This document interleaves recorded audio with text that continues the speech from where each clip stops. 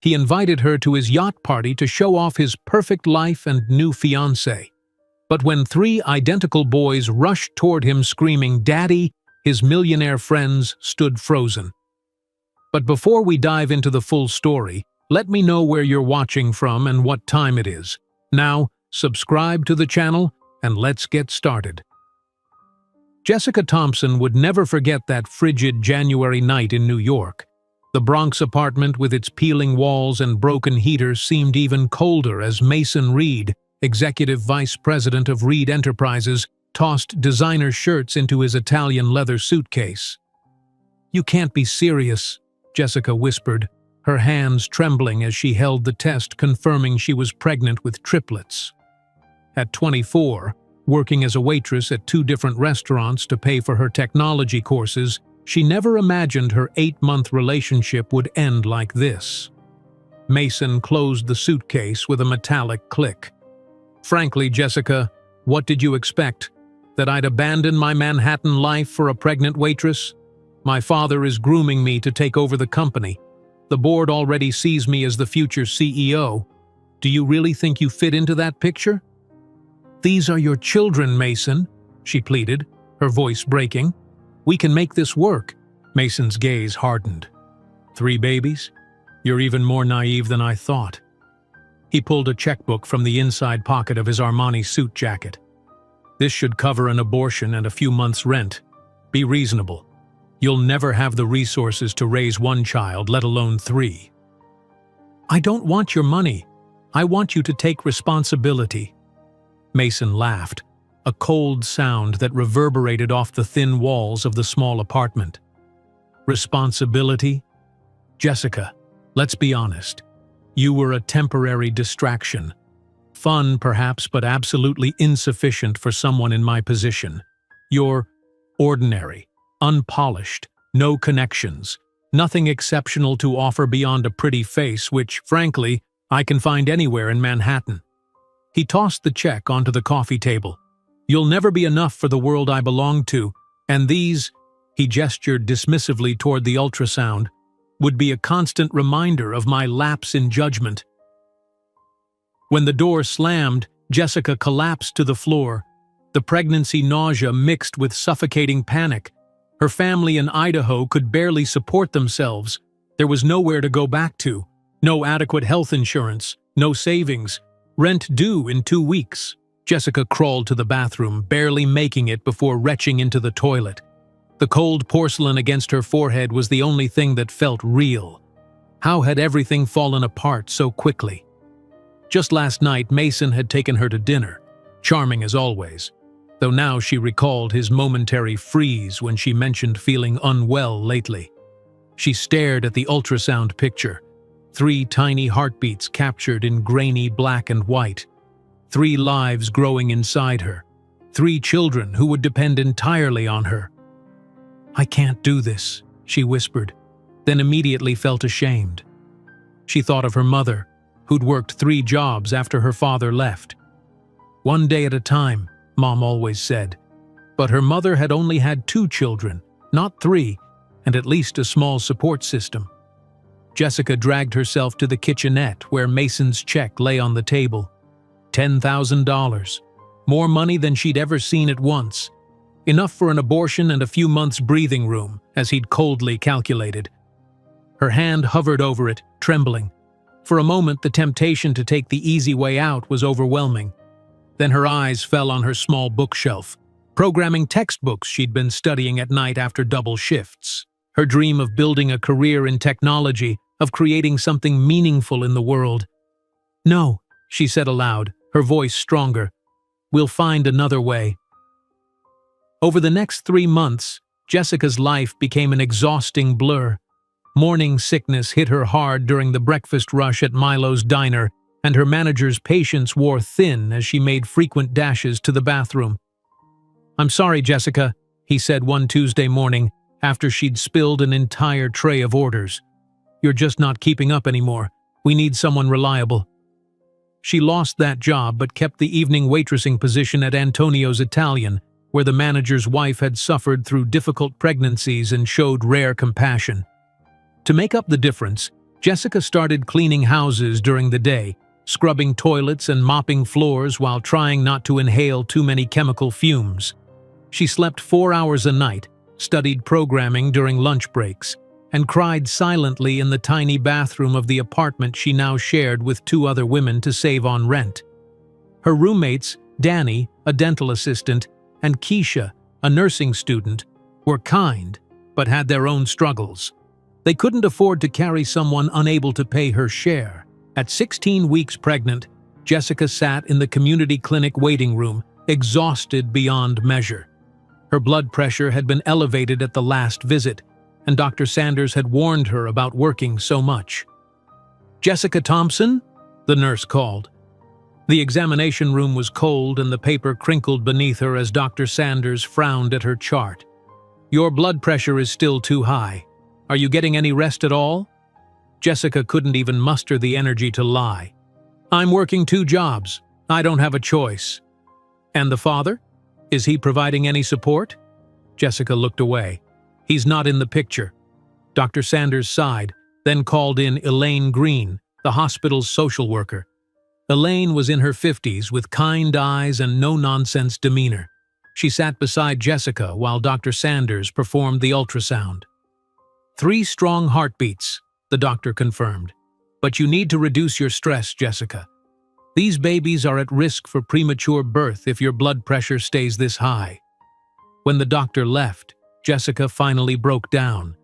The sobs came from somewhere deep and primal, months of fear and exhaustion pouring out. "I can't do this," she admitted to Elaine. "I'm failing them before they're even born." Elaine took her hand. "You're not failing. The system is failing. And that man is failing." She offered resources, pointed Jessica toward assistance programs, and introduced her to a support group for single mothers. "Come to just 1 meeting," Elaine urged. "You might be surprised how it helps." Jessica was skeptical but desperate. The following Thursday, she dragged herself to the community center after work. The circle of women included a lawyer, a teacher, a bank teller, and several others, all single mothers at different stages of their journeys. There she met Vivian Chen, a software developer who offered free coding classes to women in vulnerable situations. Vivian had raised a son alone while building her career in technology. "Technology changed my life," Vivian explained after the meeting, her eyes lighting up. "It can change yours too. You can work remotely, with flexible hours, while caring for your babies." "I've been taking courses," Jessica admitted, "but I'll never finish at this rate." "Maybe not in a traditional way," Vivian agreed, "but there are alternatives. Online certifications, boot camps, mentorships. I could help you." For the first time in months, Jessica felt a flicker of hope. That night, she pinned her ultrasound picture above her small desk and opened her programming textbook, determined to read at least 1 chapter before sleep claimed her. The weeks passed in a fog of exhaustion. Jessica's body grew heavier, her feet swelled painfully during shifts, and customers left smaller tips as her smile became strained. But twice a week, she met with Vivian for coding lessons, absorbing knowledge like a desert absorbs rain. On her 25th birthday, alone in her tiny room with her 6-month belly, Jessica digitized Mason's unused check, saving it as a reminder, and wrote in her journal, "Mason Reed, you told me I would never be enough, that these babies would be a burden, that we wouldn't have a place in your shining world. I promise you and my children, one day I will build our own world, a world where we'll be not just enough, but extraordinary. And when that day comes, you will see exactly what you lost." She placed her hands on her swollen abdomen, feeling the fluttering kicks of her 3 babies. Whatever happened, however hard the path ahead, she would find a way forward. For them. For herself. Even if it meant reinventing everything about her life. Jessica closed her journal and turned to her laptop where a half-finished coding assignment waited. 1 line of code at a time, 1 day at a time, 1 breath at a time. She began to type, her fingers finding strength her heart wasn't sure it possessed yet. Mason's check remained undeposited in Jessica's drawer, without her knowing that 15 years later, it would be merely an artifact in a museum of painful memories, while she would command a billion-dollar technology empire built with her own hands. Mason's check remained undeposited in Jessica's drawer, without her knowing that 15 years later, it would be merely an artifact in a museum of painful memories, while she would command a billion-dollar technology empire built with her own hands. Jessica jolted awake to a sharp pain radiating across her abdomen. The digital clock beside her bed blinked 3:17 in the morning. She shifted uncomfortably, hoping it was just another false contraction, the kind Dr. Sanders had warned might increase as she approached her due date 8 weeks from now. When the second wave hit harder than the first, Jessica fumbled for her phone, her trembling fingers struggling to unlock the screen. A warm wetness spread beneath her, soaking through the thin mattress. "No, no, no," she whispered. "It's too early." The phone slipped from her grasp, clattering to the floor as another contraction seized her. Jessica doubled over, a strangled cry escaping her lips. Her roommates were both working night shifts. There was no one to help. She managed to retrieve her phone and dial 911, her voice breaking as she explained her situation to the dispatcher. "I'm having triplets. Only 32 weeks. Please hurry." As Jessica struggled to pull on a loose dress, a soft knock came at her bedroom door. "Estás bien, mija?" The concerned voice of Mrs. Martinez, her elderly neighbor from across the hall, filtered through the door. The woman sometimes heard Jessica coming home late from shifts and would bring over homemade soup. "Mrs. Martinez!" Jessica called out, pain twisting her words. "I need help. The babies. They're coming early." The door creaked open, revealing the small woman in a faded housecoat. Her eyes widened at the sight of Jessica hunched over, clutching her belly. "Dios mío!" she gasped, quickly crossing herself before rushing to Jessica's side. "Respire, mija, respire." With surprising strength for her 73 years, Mrs. Martinez helped Jessica toward the door. "My nephew, he is visiting. He has a car. We will get you to the hospital faster than any ambulancia." The ride to the hospital passed in a blur of pain and fear. Jessica clutched Mrs. Martinez's hand in the back seat while the elderly woman's nephew, a quiet man in his 40s, navigated the empty pre-dawn streets with determined focus. "Too early," Jessica kept mumbling between contractions. "They're too small." "Babies are stronger than we think," Mrs. Martinez assured her, though worry clouded her weathered face. The emergency entrance of Bronx General Hospital blazed with fluorescent light as Jessica was rushed inside, Mrs. Martinez hurrying alongside until a nurse gently steered her toward the waiting area. "Premature triplets at 32 weeks, the intake nurse announced as Jessica was transferred to a gurney. BP 160/95, contractions 3 minutes apart. A flurry of activity surrounded her as an obstetrician appeared, checking the monitors being rapidly attached to Jessica's swollen belly. "Ms. Thompson, I'm Dr. Patel. We're going to do everything we can to delay delivery, but you need to prepare yourself. These babies might be coming today." Tears streamed down Jessica's face as she nodded. "I don't have anyone," she confessed, the words catching in her throat. "I'm alone."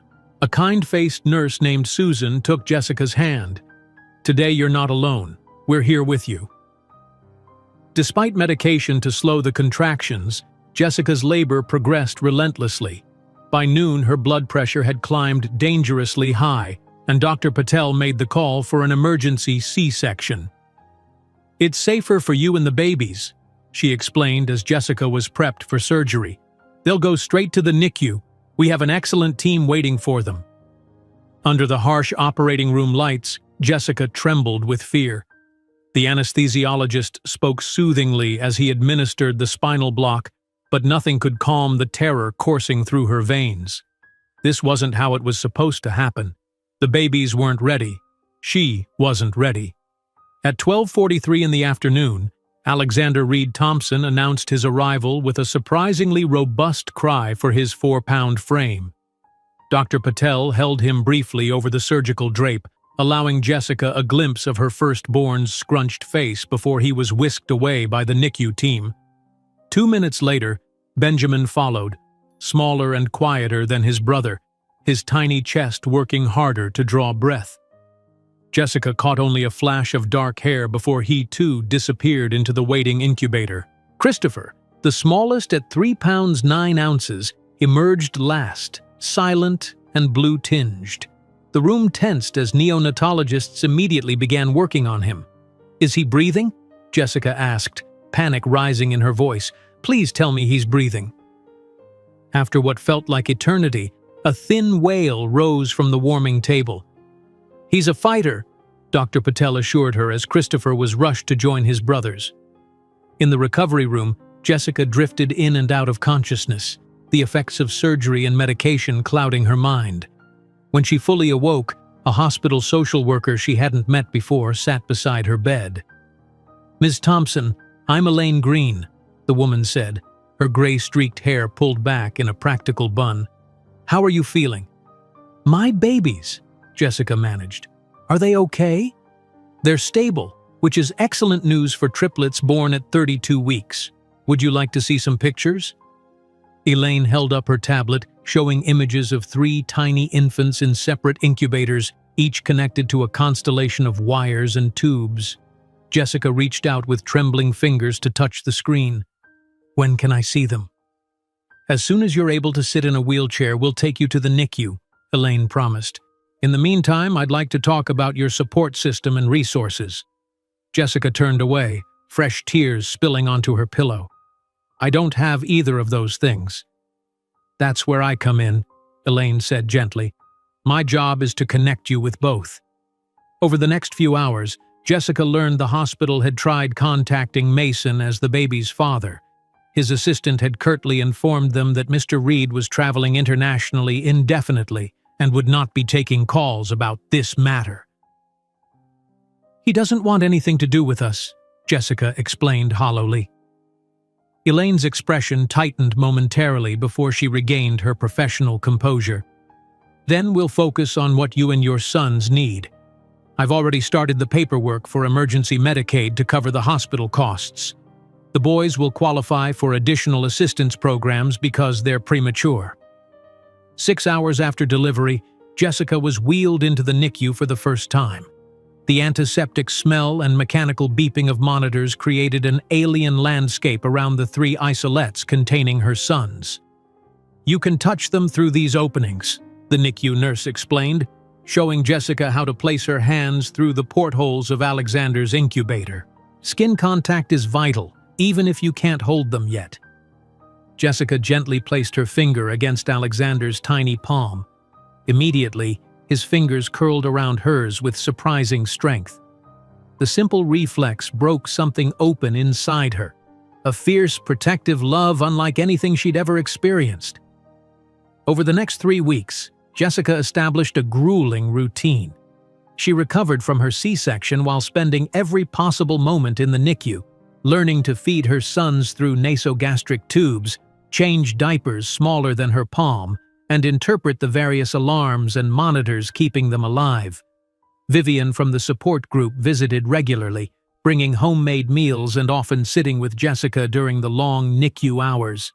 She'd brought her laptop, showing Jessica how to code simple programs one-handed while maintaining skin contact with whichever baby was having a particularly difficult day. "Programming and breastfeeding actually combine well," Vivian commented, demonstrating how Jessica could position a nursing pillow once the babies were strong enough to attempt feeding. "You'll be multitasking like a pro in no time." On days when despair threatened to overwhelm her, Jessica would look at her 3 sons growing stronger daily and find renewed determination. Alexander was the robust leader, often the first to reach milestones like breathing without assistance. Benjamin, thoughtful and observant, seemed to calculate each movement with precision. Christopher, the smallest but most resilient, fought the hardest for every ounce gained. At 5 weeks old, the triplets were finally discharged with a daunting list of follow-up appointments and special care instructions. Jessica had secured a tiny studio apartment with her last savings, but the reality of caring for 3 preemies alone loomed like an insurmountable mountain. The evening before discharge, as Jessica sat between Benjamin and Christopher's now conjoined cribs while Alexander slept in her arms, a NICU nurse delivered an unexpected envelope. "This came for you at the front desk," she said. Inside was a letter from Mrs. Peterson, Jessica's former high school math teacher, who had encouraged her interest in technology years ago. "Dear Jessica," the letter began, "word travels even to retired teachers. I heard about your triplets and your situation from my niece who works at Bronx General. I've recently moved to San Francisco to be near my daughter, leaving my house here empty. The basement has been converted to a small apartment that you're welcome to use if you'd like a fresh start. The technology industry in the Bay Area might offer opportunities that New York cannot. Call me if you're interested." Jessica read the letter 3 times, her heart racing. San Francisco, the heart of the tech world. A place where no one knew her as the abandoned waitress with triplets. A fresh start. She looked at her sleeping sons. "What do you think, boys? Should we go west?" 2 days later, Jessica boarded a bus to San Francisco with everything she owned in one suitcase and a diaper bag. Each boy was secured in a carrier against her chest or back, a precarious arrangement that drew both sympathetic and judgmental glances from fellow passengers. The 43-hour journey was the hardest physical challenge of Jessica's life. She navigated diaper changes in cramped bus bathrooms, prepared bottles with one hand, and soothed 3 fussy infants while running on almost no sleep. When the bus finally pulled into San Francisco's terminal, Jessica stumbled down the steps, disoriented and exhausted. The West Coast air felt different, cooler and saltier than New York's summer heat. Mrs. Peterson waited exactly where she'd promised, her silver hair easy to spot in the crowd. Her eyes widened at the sight of Jessica struggling with 3 carriers and a heavy bag.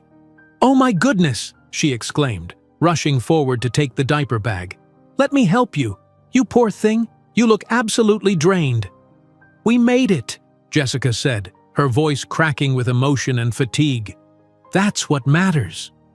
As they drove toward Mrs. Peterson's Victorian house in the Richmond district, Jessica gazed out at the fog-shrouded city, 3 sleeping babies against her chest. With no money, no job, and only a technical diploma and online programming certifications, she had never felt more vulnerable or more determined. 15 years later, when the magazine Fortune would publish its cover featuring Jessica and the triplets under the headline, "The Family That Revolutionized Digital Security," few would know they had arrived in San Francisco with nothing but hope and a fierce determination to prove their worth. 15 years later, when the magazine Fortune would publish its cover featuring Jessica and the triplets under the headline, "The Family That Revolutionized Digital Security," few would know they had arrived in San Francisco with nothing but hope and a fierce determination to prove their worth. Jessica awoke with a start, her heart racing. The unfamiliar darkness of Mrs. Peterson's basement apartment momentarily disoriented her until Alexander's hungry cry pierced the silence. She fumbled for her phone. 3:15 in the morning, right on schedule. As she navigated through the dimly lit space to the makeshift nursery area, Jessica felt a sharp twinge across her still-healing C-section scar. 8 weeks postpartum, and her body remained a roadmap of what she'd endured. Before she could reach Alexander, Benjamin began whimpering too, their synchronized hunger setting off a chain reaction that soon had Christopher joining the midnight chorus. I'm coming," she whispered, gathering Alexander first. His tiny fists pummeled the air as she settled into the second-hand rocking chair Mrs. Peterson had found at a church sale. The next 2 hours passed in a blur of feedings, diaper changes, and soothing. By the time all 3 boys settled back to sleep, the first gray light of dawn filtered through the small basement windows. Jessica knew from experience that she had perhaps 45 minutes before they woke again. Instead of attempting sleep, she pulled her laptop onto her knees and opened the programming tutorial Vivian had emailed yesterday. If she could complete it before the boys woke up, she'd be one step closer to the certification that might lead to remote work.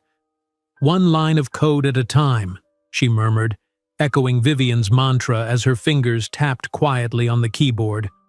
When Mrs. Peterson appeared at the top of the basement stairs 3 hours later, she found Jessica balancing Benjamin in one arm while typing with her free hand, Alexander and Christopher nestled in a twin bassinet beside her. "Jessica, dear, you look exhausted," the older woman said, descending with a tray of toast and tea. "Did you sleep at all?" Jessica managed a tired smile. "A little. The boys were restless." Mrs. Peterson set the tray down and peered at the screen. HTML and CSS? Ambitious for someone operating on no sleep. "It's that or surrender," Jessica replied, accepting the tea gratefully. "And I can't afford to surrender." Over the following months, Jessica established a grueling routine. The damp basement apartment, while a blessing compared to homelessness, posed challenges. Mold crept persistently along the corners despite her best efforts, and the single space heater struggled against San Francisco's persistent chill. She painted the peeling walls herself, transforming the space with leftover paint from Mrs. Peterson's garage, pale yellow to combat the underground gloom. Jessica created divisions with hung sheets, crafting a tiny nursery area for the triplets and a workspace for herself. Her desk was a door laid across 2 filing cabinets, her chair salvaged from a neighbor's curb. Yet in this makeshift space, she built the foundation of her future, one small victory at a time. The first came when a local bakery hired her to build a simple website. Mrs. Peterson had mentioned Jessica's skills to the owner, who needed an online presence but couldn't afford professional rates. "I can pay $200, the woman offered apologetically during their meeting at the bakery, where Jessica had arrived with all 3 boys strapped to her in various carriers. "I know it's not much. I'll take it," Jessica said quickly, already calculating how many diapers that would buy.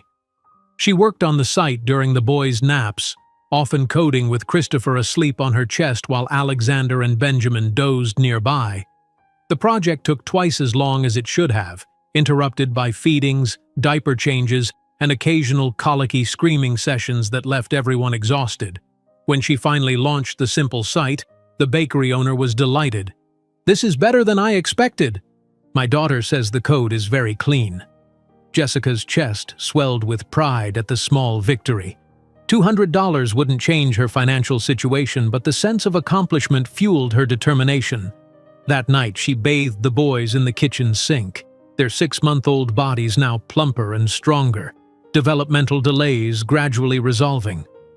"See that, boys?" she whispered as she dried Alexander, who gurgled happily. "Mommy built something today, and tomorrow we'll build something even better." Word spread about Jessica's work, and gradually more small businesses sought her services. She charged slightly more each time, building a portfolio while still charging less than established professionals. It was barely enough to survive, but it allowed her to start saving a tiny emergency fund and reduce her reliance on assistance programs. The real struggle came with client meetings. Jessica couldn't afford childcare, and revealing she worked from a basement with 3 babies would shatter the professional image she cultivated online. She became adept at scheduling video calls during nap times, positioning her computer so only a blank wall showed behind her. When clients required in-person meetings, Mrs. Peterson occasionally watched the boys, cooing over them like the grandmother they would never know from either side. When the triplets reached 8 months, Jessica faced her first major crisis since arriving in San Francisco. All 3 boys developed respiratory infections within days of each other, their labored breathing terrifying her. The pediatrician blamed the basement dampness but praised Jessica's quick response. "Many premature infants end up hospitalized with conditions like this," he noted while examining Benjamin. "You caught it early." Still, the experience left Jessica shaken. That night, after administering nebulizer treatments to all 3, she collapsed on her thin mattress, too exhausted even to cry. She'd fallen behind on 2 projects during the boy's illness, and a client had threatened to cancel. Mrs. Peterson found her the next morning, staring blankly at her laptop screen, fever-flushed babies sleeping fitfully around her.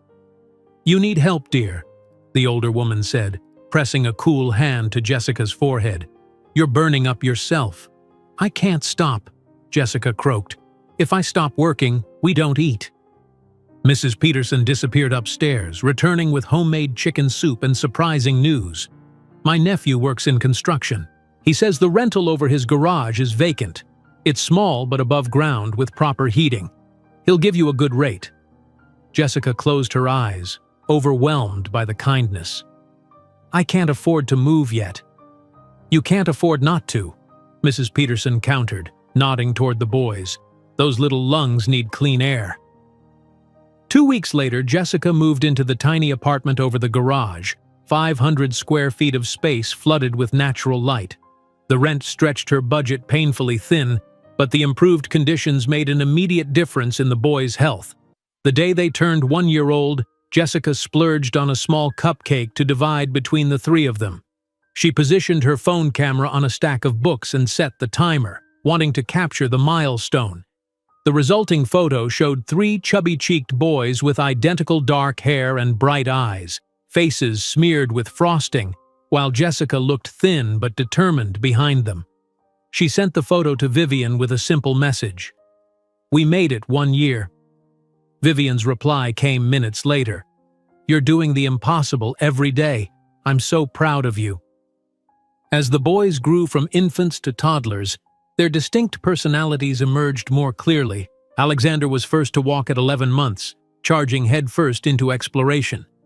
Jessica child-proofed frantically as he tested every boundary, his determination matching her own. When he discovered her laptop, he would bang enthusiastically on the keyboard, as if instinctively drawn to technology. Benjamin, more cautious and observant, watched everything with intense focus before attempting it himself. He walked nearly 2 months after Alexander, but did so with fewer falls. Jessica noticed he seemed to babble in rhythmic patterns, almost like he was working through problems aloud. Christopher, the smallest at birth, remained slightly behind his brothers physically, but compensated with extraordinary emotional awareness. He seemed to sense when Jessica was stressed, crawling into her lap to pat her face gently. When his brothers fought over toys, he was the one who brought alternatives to smooth the conflict. By their 2nd birthday, the triplets were thriving despite the odds. Jessica's freelance business had grown enough that she could afford the occasional luxury: new shoes when they outgrew the thrift store finds, fresh fruits instead of just the discounted bruised ones, even a proper crib to replace the pack-and-play they'd long outgrown. The breaking point that led to her app inspiration came after a particularly chaotic week. Jessica had 3 client deadlines. Benjamin was cutting molars, Alexander had discovered how to open the refrigerator, and Christopher had developed an ear infection. Her color-coded schedule collapsed under the weight of reality. At 3 in the morning, after finally getting all 3 boys back to sleep following a collective midnight meltdown, Jessica sat at her desk, staring at her fractured to-do list. Years of juggling impossible demands had taught her systems that no existing app quite captured. She grabbed a napkin from her cold cup of coffee and began sketching furiously. A simple interface designed for one-handed use with voice commands, emergency protocols, integrated resource lists for low-income parents, and scheduling that accounted for the chaos factor of small children. "Mom Solo," she wrote at the top, the name coming to her fully formed. For the next 2 weeks, Jessica coded during every available moment, while the boys slept, while they played in the gated area beside her desk, sometimes with Christopher in her lap as she typed with her arms around him. She pulled all-nighters fueled by cheap coffee, the irony not lost on her that she was creating an organization app while her own life spiraled into beautiful chaos. When she finally completed the beta version, doubt crept in. The app was simple, functional, rather than flashy. Who would want something created by an exhausted mother working from a garage apartment? Her finger hovered over the Publish button on the App Store submission page. The boys were napping, a rare synchronicity that usually signaled an approaching developmental leap. In the silence, Jessica thought of Mason's cold dismissal, his certainty that she wasn't enough. "Watch me," she whispered, and clicked submit. 3 days later, the first download notification arrived. Then another. By evening, there were 20. Within a week, hundreds of women had found her little app, leaving reviews that brought tears to Jessica's eyes. Finally, someone who understands what it's actually like. The emergency protocol feature saved me when my son had a febrile seizure. I've tried every organization app out there. This is the only one designed for the reality of solo parenting. Jessica sat on the floor with the boys as they played with wooden blocks, her phone pinging with each new download. Alexander toddled over, placing a red block in her hand with solemn importance.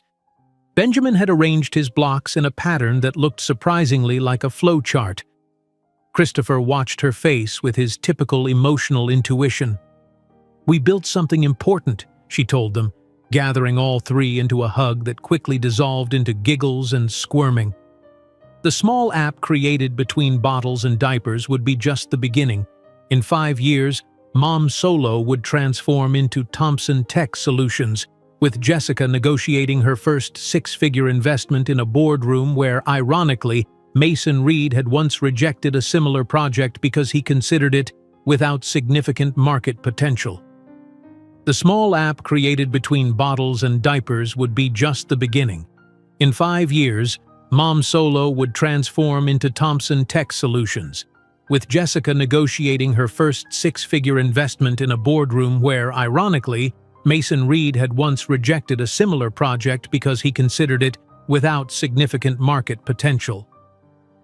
Jessica stared at the cracked ceiling of the garage apartment, listening to the synchronized breathing of her triplets as morning light filtered through the thin curtains. 2 years had passed since she'd arrived in San Francisco with nothing but 3 babies and desperate determination. Now her app was gaining traction, bringing in a modest but steady income that supplemented her freelance work. Ba, Alexander babbled from his crib, the first to wake as usual. Jessica smiled, watching him pull himself up to standing, his dark hair, so like Mason's, sticking up in all directions. "Good morning, little explorer," she whispered, scooping him up before he could wake his brothers. She had learned to maximize every quiet moment, each minute precious for her work. The tiny kitchen doubled as her office during the day. Jessica balanced Alexander on her hip while booting up her laptop, the routine so practiced she could type one-handed while preparing a bottle with the other. A notification pinged, 300 new downloads overnight. The surge of pride was quickly tempered by reality as Benjamin's cries joined Alexander's babbling. "Coming, Benji," she called softly, settling Alexander in his high chair with cereal pieces scattered across the tray. Benjamin's analytical gaze studied her face as she lifted him from the crib.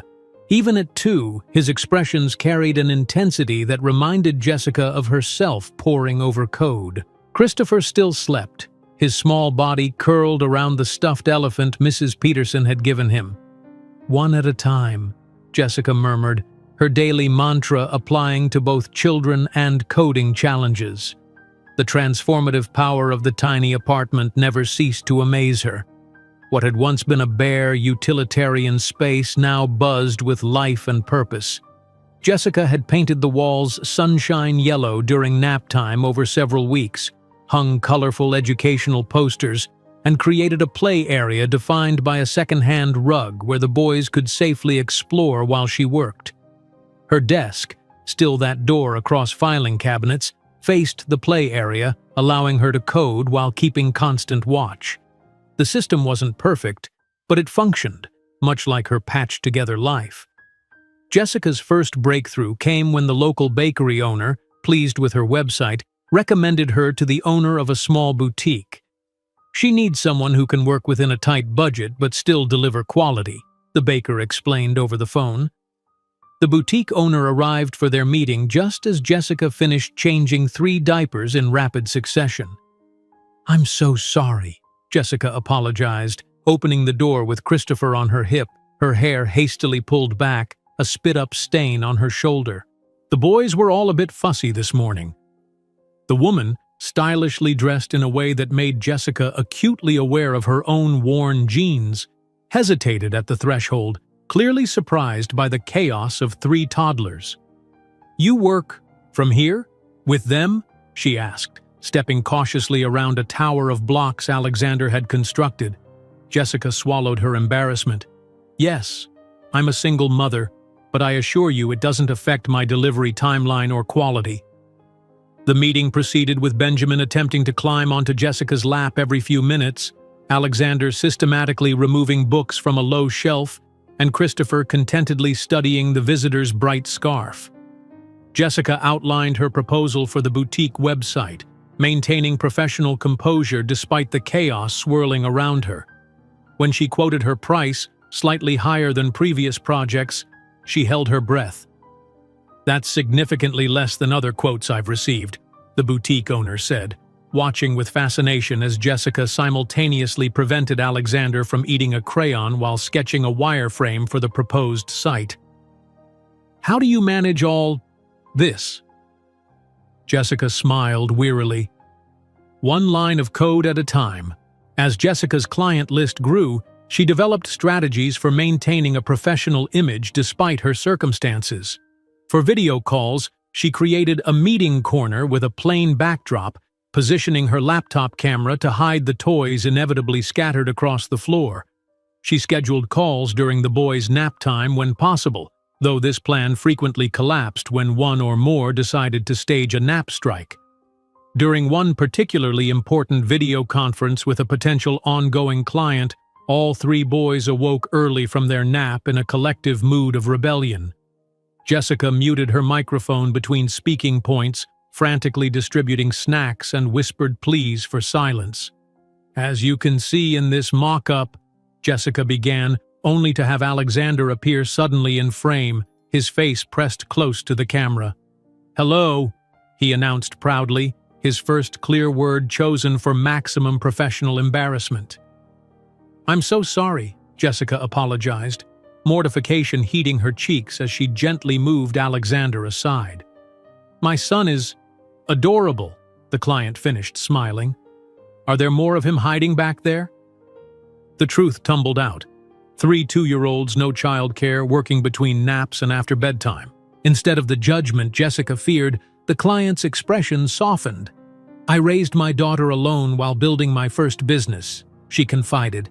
"Not triplets, mind you, you're clearly superhuman, but I understand the hustle." The project became a regular contract, complete with flexibility for toddler emergencies built into the timeline. Not every day brought victories. Some mornings, Jessica woke to find all 3 boys had caught the latest daycare cold during their twice-weekly subsidized sessions, their little bodies radiating fever as they clung to her miserably. Work deadlines didn't pause for childhood illnesses, forcing her to code through nights while dispensing medicine and changing sweat-soaked pajamas. One particularly brutal evening, with all 3 boys sick and a project due by morning, Jessica found herself sobbing quietly in the bathroom, the only private space in their small home. Her own fever spiked as she worked, vision blurring over lines of code that seemed to swim before her eyes. Mrs. Peterson discovered her the next morning, slumped over her keyboard, Christopher asleep in her lap while Alexander and Benjamin dozed fitfully in a nest of blankets on the floor beside her. "Jessica, dear heart," the older woman exclaimed, setting down a container of soup. "You're burning up." "Finished the project," Jessica mumbled, her voice raw. "Just submitted it. The boys need medicine again in an hour." Mrs. Peterson's gentle hands guided her to bed, taking charge of medicine schedules and hydration for all 4 patients. "You cannot continue this way," she said firmly as Jessica drifted between feverish consciousness and exhausted sleep. "You'll work yourself into pneumonia." When Jessica recovered enough to think clearly, she found an unexpected email waiting. The client had not only accepted the fever-written code, but included a bonus. "You delivered more than promised. despite what must have been challenging circumstances. We value partners who push through difficulties to meet commitments. The bonus, $500, felt like a fortune. Jessica spent a rare moment simply staring at the figure in her bank account, tears streaming down her face. That night, she splurged on fresh strawberries for the boys, watching their delight as the sweet juice stained their recovering smiles. As Jessica's small business grew, so did the triplets. Their first birthday had passed in a blur of developmental assessments, all showing remarkable progress for premature triplets, and a shared cupcake divided into 3. By the time they approached their second birthday, Jessica had established enough stability to celebrate properly. She positioned her phone camera on a stack of books, setting the timer before rushing to gather all 3 boys. The resulting photo captured chaos in its purest form. Alexander lunging toward the camera, Benjamin methodically deconstructing his portion of cake, Christopher beaming with frosting-covered cheeks, and Jessica looking exhausted but genuinely happy behind them. When Alexander took his first steps directly toward her laptop keyboard, Jessica laughed despite her panic to move the computer out of reach. "Tech-obsessed already," she murmured, saving him from toppling into the desk. Benjamin followed weeks later, his methodical approach evident in how he studied the mechanics of walking before attempting it himself. He babbled in patterns that Jessica swore matched the loops and sequences she wrote in her code, his little voice rising and falling in rhythmic cadence.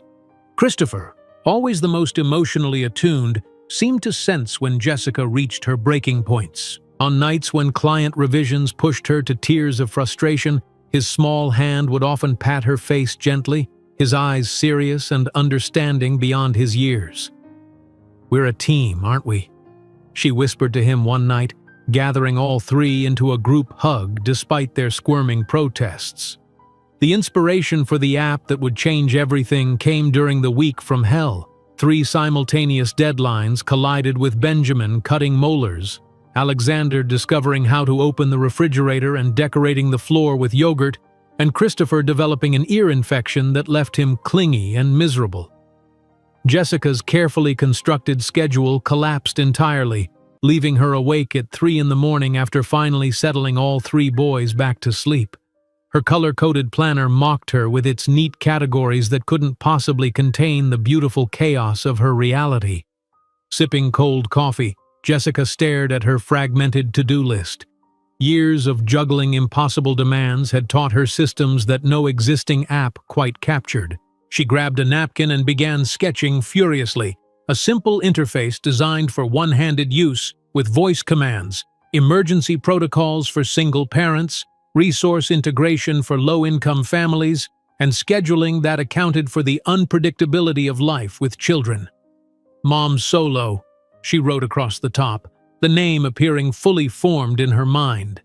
For the next 2 weeks, Jessica existed on minimal sleep, coding during every available moment, while the boys napped while they played in their gated area, sometimes with Christopher dozing against her chest as her fingers flew across the keyboard around his small body. The night she completed the first version, doubt crept in as her finger hovered over the publish button.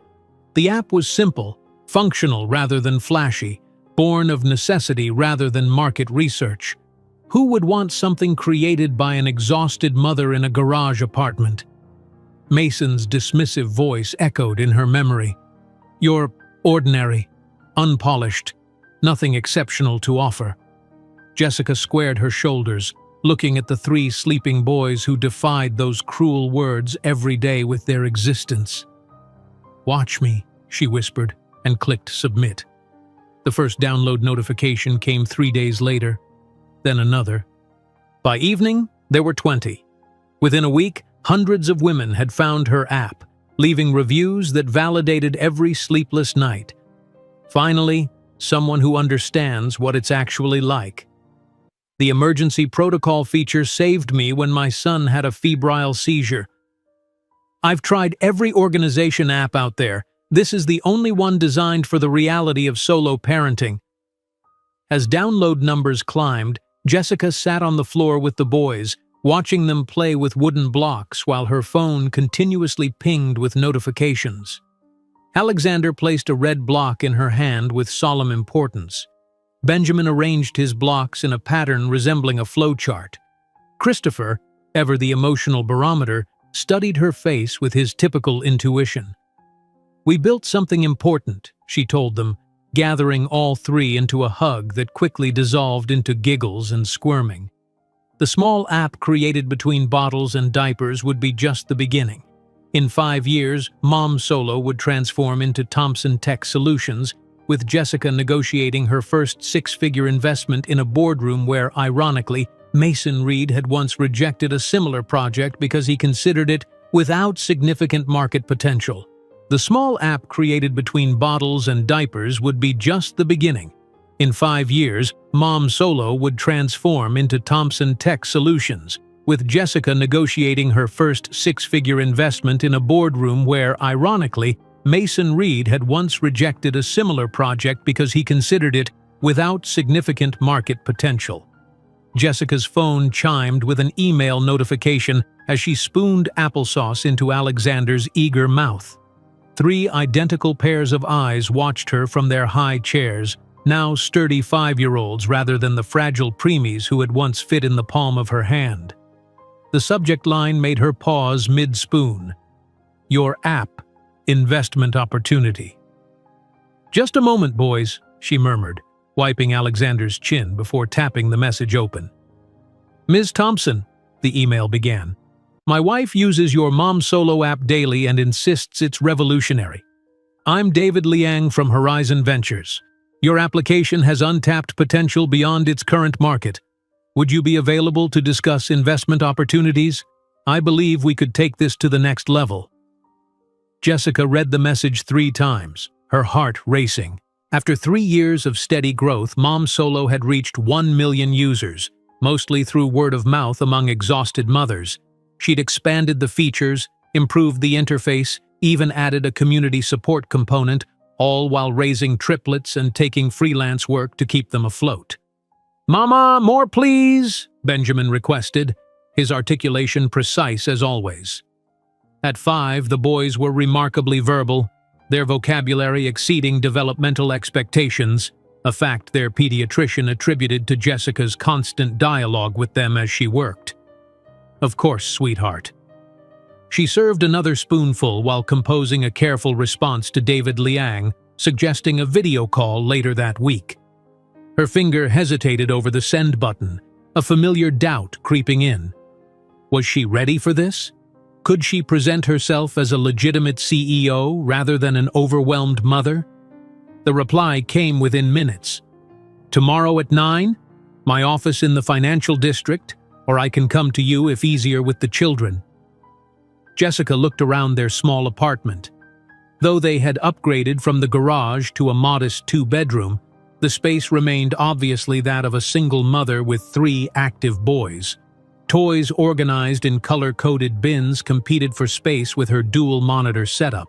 The wall behind her desk, her designated professional background for video calls, was the only consistently tidy area. She couldn't possibly host an investor here. "I'll arrange childcare and come to your office," she replied, already calculating whether she could afford a babysitter for the meeting. That evening, as she helped the boys brush their teeth, her phone rang. The triplets' regular babysitter, a college student named Megan, apologized profusely. "I have a fever of 102. There's no way I can watch the boys tomorrow." Jessica's heart sank as she tucked the children into their shared bedroom. Her mind raced through alternatives. Mrs. Peterson had moved to assisted living last year. Her neighbor worked days. The mothers from the boys' preschool all had their own children to manage. "What do you think, boys?" she asked softly, sitting on the edge of their bed. "Would you like to come to a business meeting with Mommy tomorrow?" "Will there be cookies?" Alexander asked pragmatically. "Can I bring my tablet?" Benjamin wondered. Christopher, always the most perceptive, tilted his head. "Is it important, Mommy?" Jessica smoothed his hair so like her own. "It might be, sweetheart. It might change things for us. Then we'll be good," Christopher declared with 5-year-old solemnity. The next morning became a carefully orchestrated military operation. Jessica dressed the boys in their matching navy polo shirts and khaki pants, outfits reserved for special occasions. She brushed their dark hair, so reminiscent of Mason that sometimes it caught her breath, and packed a bag with quiet activities, snacks, and emergency supplies. "Remember our meeting rules," she rehearsed as they waited for the bus.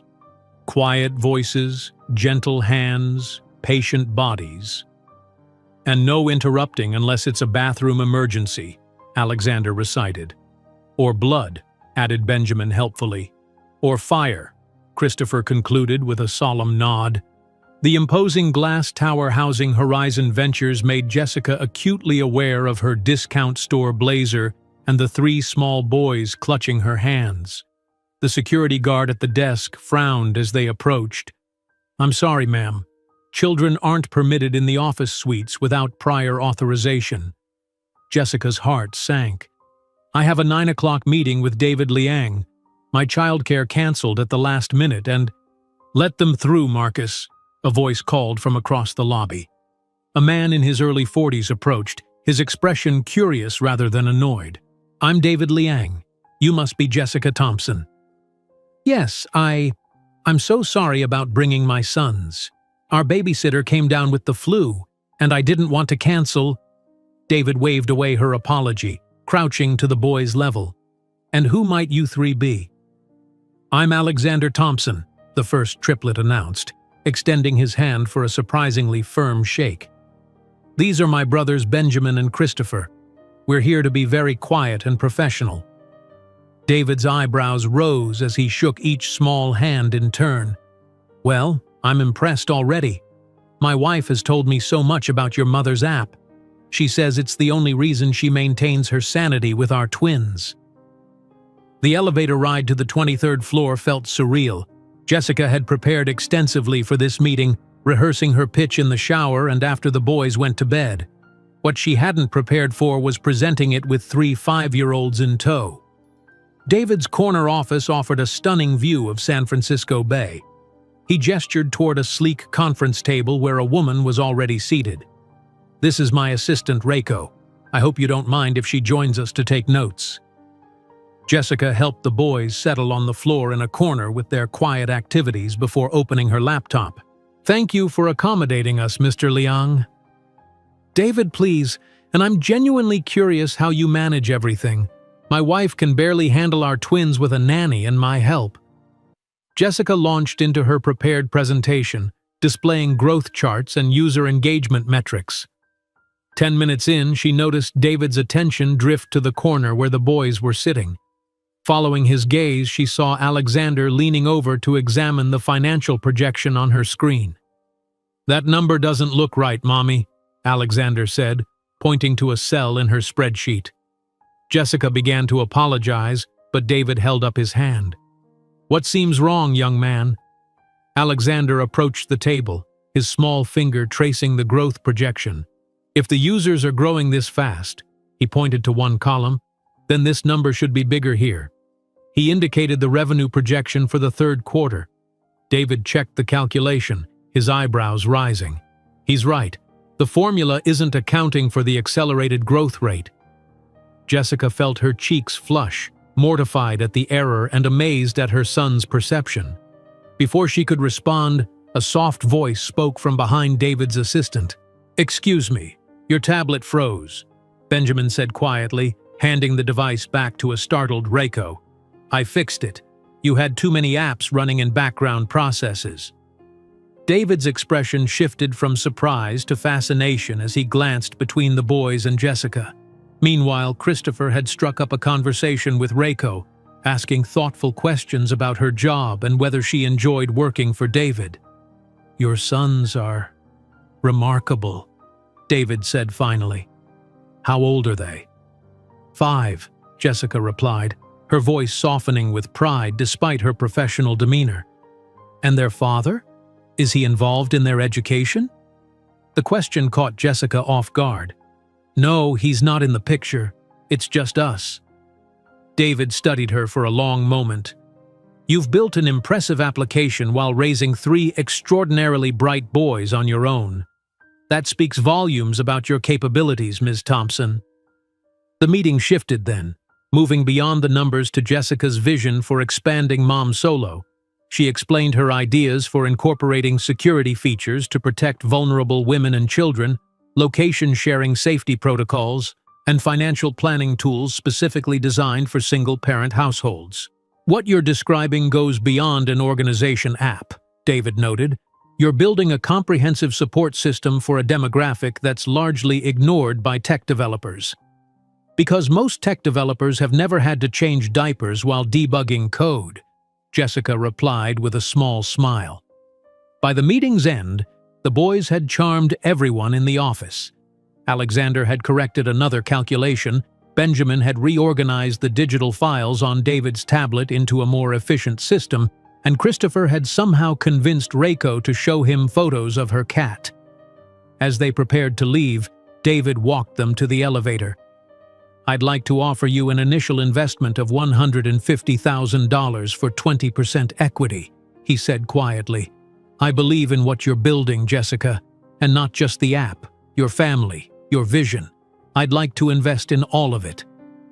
Jessica steadied herself against the wall, the figure echoing in her mind.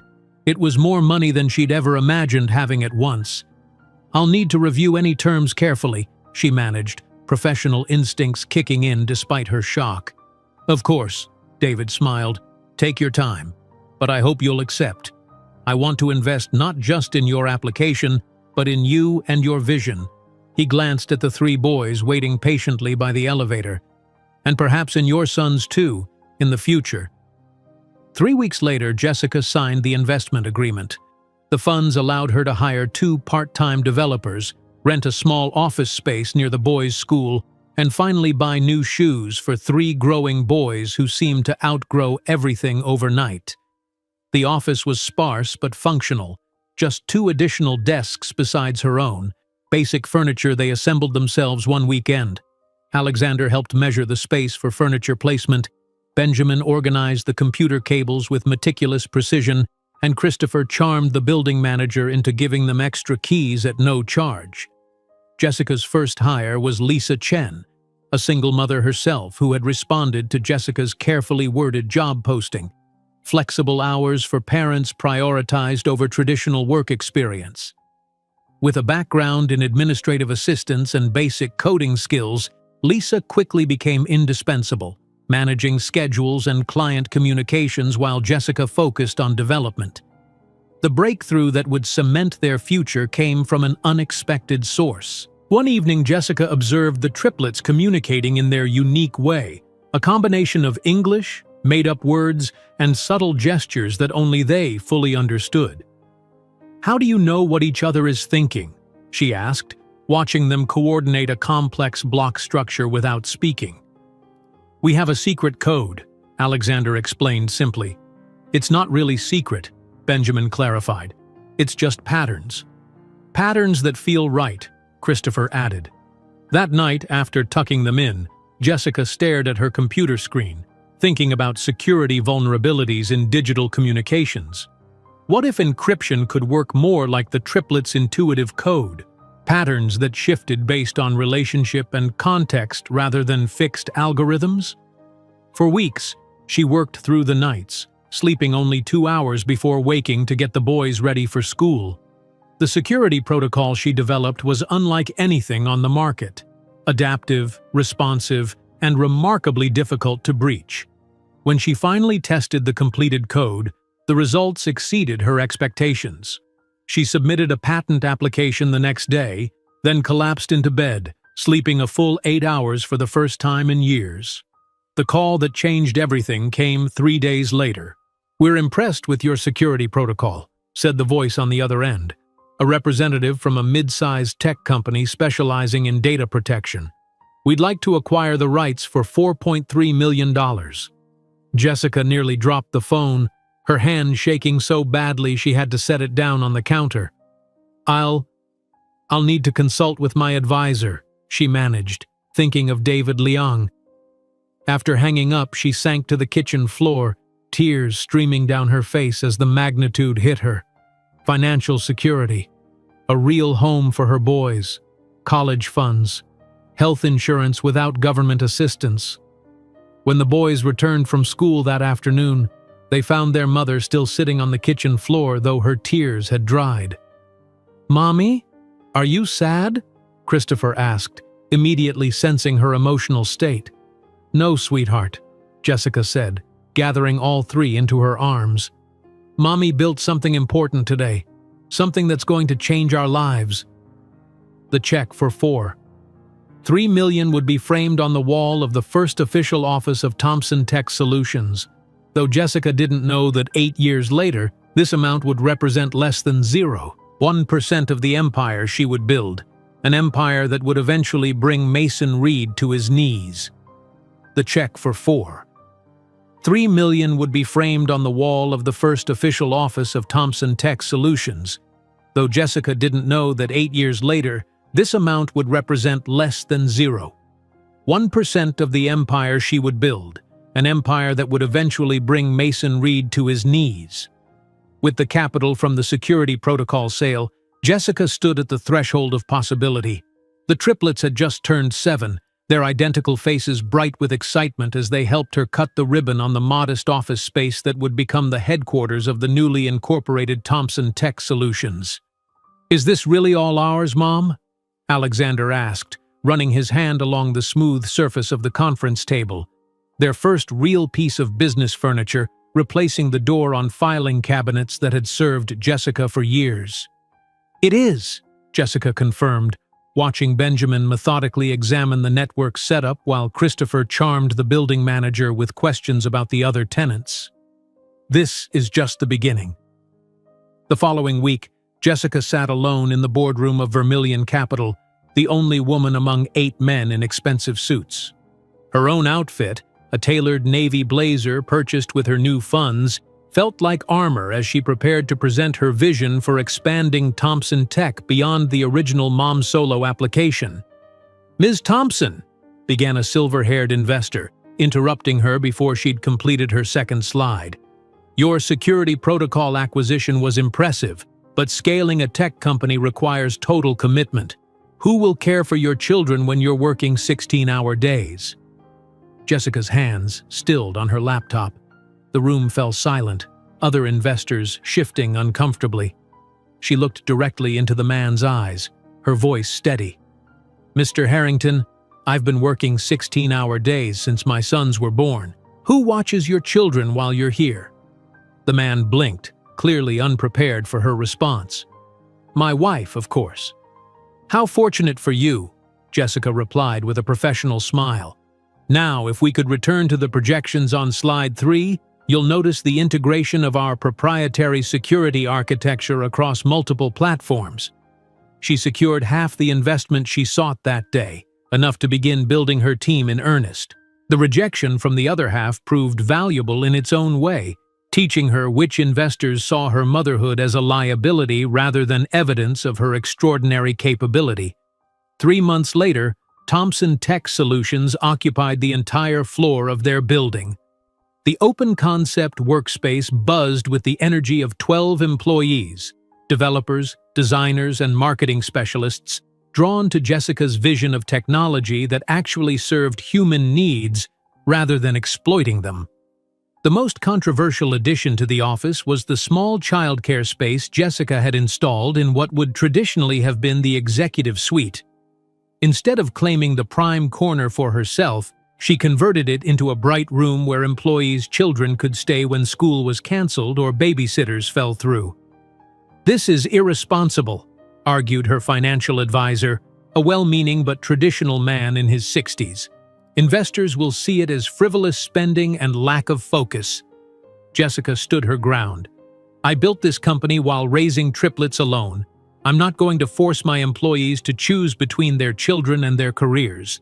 If investors have a problem with that, they're not investors I want."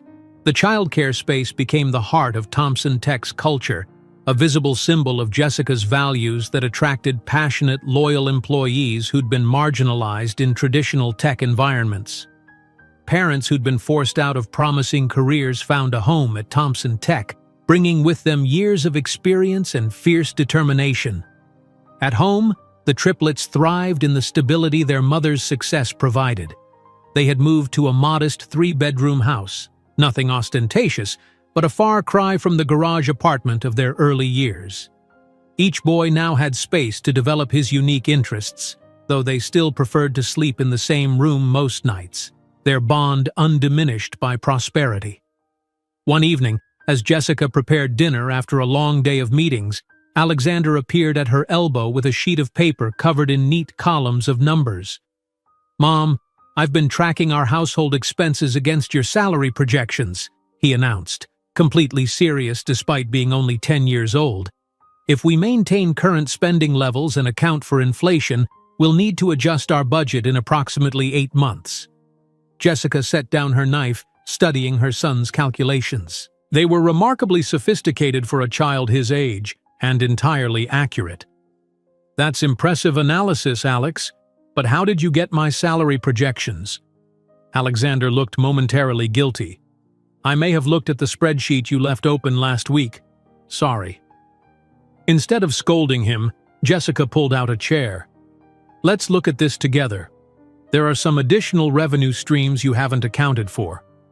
Meanwhile, Benjamin had retreated to his corner of the living room, where he sat cross-legged on the floor surrounded by coding books, his small fingers flying across a laptop keyboard. At 9 years old, he had already mastered 3 programming languages and was working on his first independent application, a simple game that would later go viral at his school. Christopher, ever the people person, was on the phone with Mrs. Peterson, patiently explaining how to use the tablet Jessica had given her for her 75th birthday. His natural empathy made him an excellent teacher, breaking down complex technology into understandable steps. Jessica watched her sons with a mixture of pride and amazement. They were extraordinary in ways Mason could never have imagined when he dismissed them as unwanted complications. Each boy carried echoes of his DNA in their appearance, but their characters had been shaped by Jessica's resilience and the unique journey they'd shared. As Thompson Tech grew from startup to established player, Jessica faced the ruthless realities of the male-dominated tech industry. Competitors attempted to poach her best developers. Larger companies made acquisition offers that grew increasingly difficult to refuse. Investors pushed her to compromise her core values for faster growth. During one particularly contentious board meeting, when the company had grown to over 200 employees, a major investor proposed collecting and selling user data from their applications. "Every other platform does it," he argued. "We're leaving millions on the table with these privacy restrictions." Jessica thought of the vulnerable women who relied on mom solo, women fleeing abusive relationships, navigating complex custody situations, or simply trying to protect their children's digital footprints. "Our users trust us precisely because we don't exploit their data," she countered. "That trust is worth more than short-term profit." "This isn't a charity, Jessica," the investor snapped. "It's a business." Jessica stood, her posture straight and confident. "It's my business, and our values aren't for sale." The investor sold his shares the following week. 3 days later, those shares were purchased at a premium by a female-led investment group that specifically sought companies with ethical data practices. Jessica's reputation for uncompromising integrity attracted attention beyond investors. Technology publications began featuring her approach as a counterpoint to the "move fast and break things" philosophy that had dominated Silicon Valley for decades. The Thompson Tech office became a regular stop for tours of college students interested in ethical technology development. When a major competitor suffered a devastating data breach, exposing millions of users' personal information, Thompson Tech's security-first approach suddenly seemed prescient rather than cautious. New users flocked to their platforms, drawn by Jessica's public commitment. "Your data belongs to you, not to us." The triplets, now 12 years old, had become integral to the company culture despite their youth. During school breaks, they could often be found at the office, Alexander studying market reports with the finance team, Benjamin debugging code alongside senior developers, Christopher helping new employees navigate the company's unique culture. Jessica never forced her professional world on her sons, but she made it accessible to them, answering their questions honestly and exposing them to every aspect of building a technology company. They accompanied her on business trips during summer vacations, sitting quietly in the back of conference rooms in Tokyo, Berlin, and São Paulo, absorbing the global language of technology and commerce. After one particularly grueling international trip, Jessica found herself helping the boys with homework at 2 in the morning, her body still on Singapore time. She dozed off over Alexander's math textbook, waking to find Christopher had covered her with a blanket while Benjamin had completed the homework assignment based on her earlier explanations. The balance was never perfect, but it was authentic. A family building something meaningful together. The company's defining moment came during a targeted hacking attempt that threatened to compromise their entire security infrastructure. Jessica worked 48 hours straight alongside her development team, sending the boys to stay with Lisa, who had risen from administrative assistant to trusted executive over the years. When Jessica finally emerged, bleary-eyed but triumphant, she had not only repelled the attack, but identified vulnerabilities no one had previously detected. The experience catalyzed the development of their revolutionary privacy application, a comprehensive digital protection system that would become Thomson Tech's flagship product. Privacy isn't just for the paranoid, Jessica explained to her team as they planned the launch. It's a fundamental right that's being eroded daily. We're going to change that narrative. The night before the application's release, Jessica gathered the triplets in the company's server room, away from the celebration happening in the main office space. "I want you boys to have the honor," she said, pointing to the launch button on her laptop. "This wouldn't exist without you." Alexander, Benjamin, and Christopher placed their hands over their mothers, and together they pressed the button that would send their privacy application to the world. Within 24 hours, download numbers exceeded their most optimistic projections. Within a week, they had hit 1 million users. By the end of the month, 10 million people globally were using Thomson Tech's privacy tools. That evening, Jessica prepared dinner in their comfortable but modest home, chopping vegetables while the boys argued good-naturedly about a science project. Her phone pinged with the notification they'd been waiting for: 10 million users. She showed the screen to her sons, who cheered and initiated an impromptu dance party in the kitchen. As they settled around the dinner table, Jessica looked at the 3 young faces that had been her motivation through every hardship. At 12, they stood on the cusp of teenage years, already showing the remarkable men they would become. Alexander's strategic mind, Benjamin's technical brilliance, and Christopher's emotional intelligence had combined with her own determination to create something truly extraordinary. "Mom," Christopher said suddenly, breaking the comfortable silence, "are you happy?" The question caught Jessica off guard. She considered it seriously, thinking of the long journey from that cold New York apartment to this moment. "Yes," she said finally, "I'm deeply happy. Not because everything is perfect, but because we built this life together." While the Thomson Tech solidified its position as a rising power in Silicon Valley, 3,000 miles away in New York, Mason Reed absently flipped through a business magazine, his gaze lingering momentarily on a photo of a vaguely familiar woman surrounded by 3 teenagers who, strangely, reminded him of his own youthful reflection. While the Thomson Tech solidified its position as a rising power in Silicon Valley, 3,000 miles away in New York, Mason Reed absently flipped through a business magazine, his gaze lingering momentarily on a photo of a vaguely familiar woman surrounded by 3 teenagers who, strangely, reminded him of his own youthful reflection. "Mr. Reed, your 3 o'clock appointment is here," his assistant's voice crackled through the intercom, interrupting his momentary déjà vu. Mason closed the magazine without a second glance, unaware that the faces he'd briefly studied belonged to his own sons. 14 years had transformed the Thompson triplets from premature infants fighting for survival into exceptional young men whose intelligence and compassion defied every dismissive prediction Mason had made that cold January night. Their matching navy blazers, now a tradition for company milestones, contrasted sharply with their distinct personalities as they stood beside Jessica at Thompson Tech's newly acquired headquarters in downtown San Francisco. "Mom, they're installing the server infrastructure incorrectly," Benjamin commented, his eyes tracking the technicians across the expansive open floor. At 14, his lanky frame had yet to catch up with his rapidly growing intellect. "The cooling system configuration won't support our projected growth."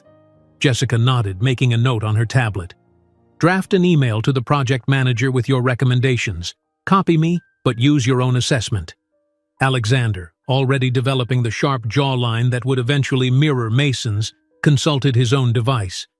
"The expansion timing aligns perfectly with market projections.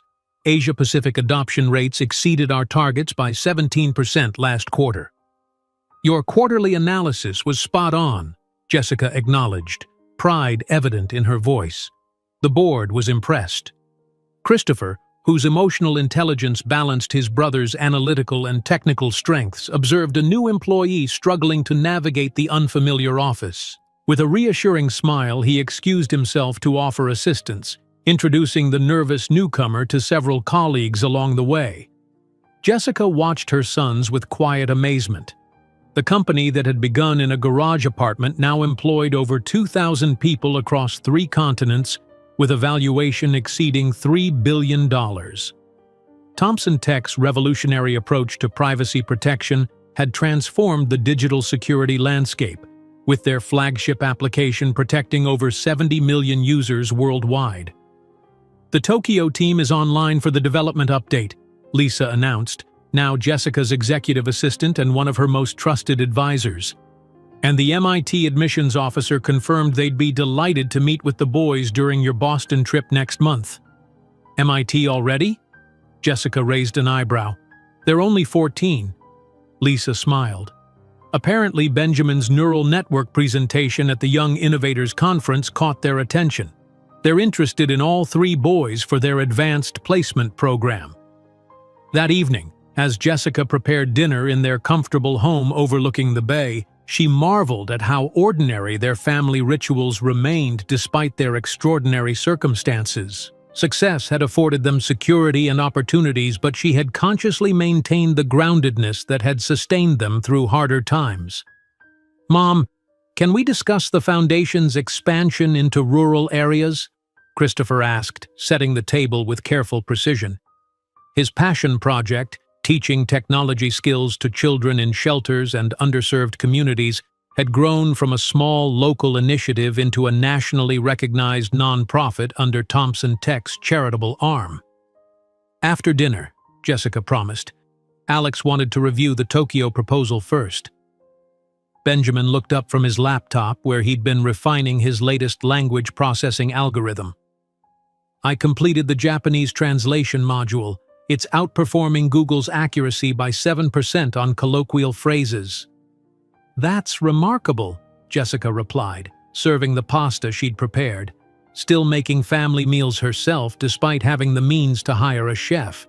"How did you improve the contextual recognition?"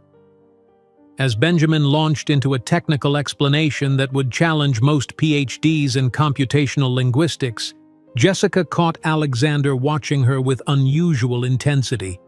"Everything okay, Alex?" she asked during a pause in Benjamin's explanation. Alexander hesitated, then pulled his tablet from his backpack. "I was researching our competition's leadership structure for my economics project. I found something unexpected." He slid the tablet across the table. On the screen was a photo from a business conference. A man in his 40s with salt and pepper hair at the temples, a sharp jaw, and piercing blue eyes identical to Alexander's own. "This man is Mason Reed, CEO of Reed Enterprises," Alexander said quietly. "He looks exactly like me, like all of us. Is he our father?" The kitchen fell silent. Jessica had never lied to her sons about their father, but she'd shared only the essentials. He had chosen not to be part of their lives, and that reflected on him, not on them. She'd kept Mason's cruel words and the pain of his abandonment to herself, not wanting his rejection to shape their sense of self-worth. Jessica took a deep breath. "Yes, that's your biological father." Benjamin immediately pulled out his phone, searching for more information. Christopher moved closer to Jessica, instinctively offering support while processing his own emotions. "Why didn't you tell us who he was specifically?" Alexander asked, his analytical mind needing to understand all variables. "I never wanted you to measure yourselves against him, positively or negatively," Jessica explained. "Your identities shouldn't be defined by his absence or his success." Reed Enterprises specializes in luxury consumer technology, Benjamin reported, scanning through articles. Market capitalization of $800 million. Declining revenue for the past 3 years. Significant debt restructuring. "Is that why he didn't want us?" Christopher asked quietly. "Business concerns?" Jessica reached across the table, taking each of their hands in hers. "Your father made a choice that reflected his own limitations, not your value. He couldn't see beyond immediate complications to the extraordinary future you represented." That night, after the boys had retreated to their rooms, ostensibly to sleep, though Jessica suspected they were researching everything they could find about Mason Reed, she sat on her balcony overlooking the glittering bay. The empire she'd built from nothing stood as testament to every dismissive word Mason had hurled that night in New York. "You're ordinary, unpolished, no connections, nothing exceptional to offer." The memory of his voice had faded over time, replaced by the stronger chorus of her son's achievements and her own undeniable success. Jessica no longer carried the pain of those words. They had become merely historical facts, relevant only as milestones on a journey that had led somewhere he couldn't have imagined.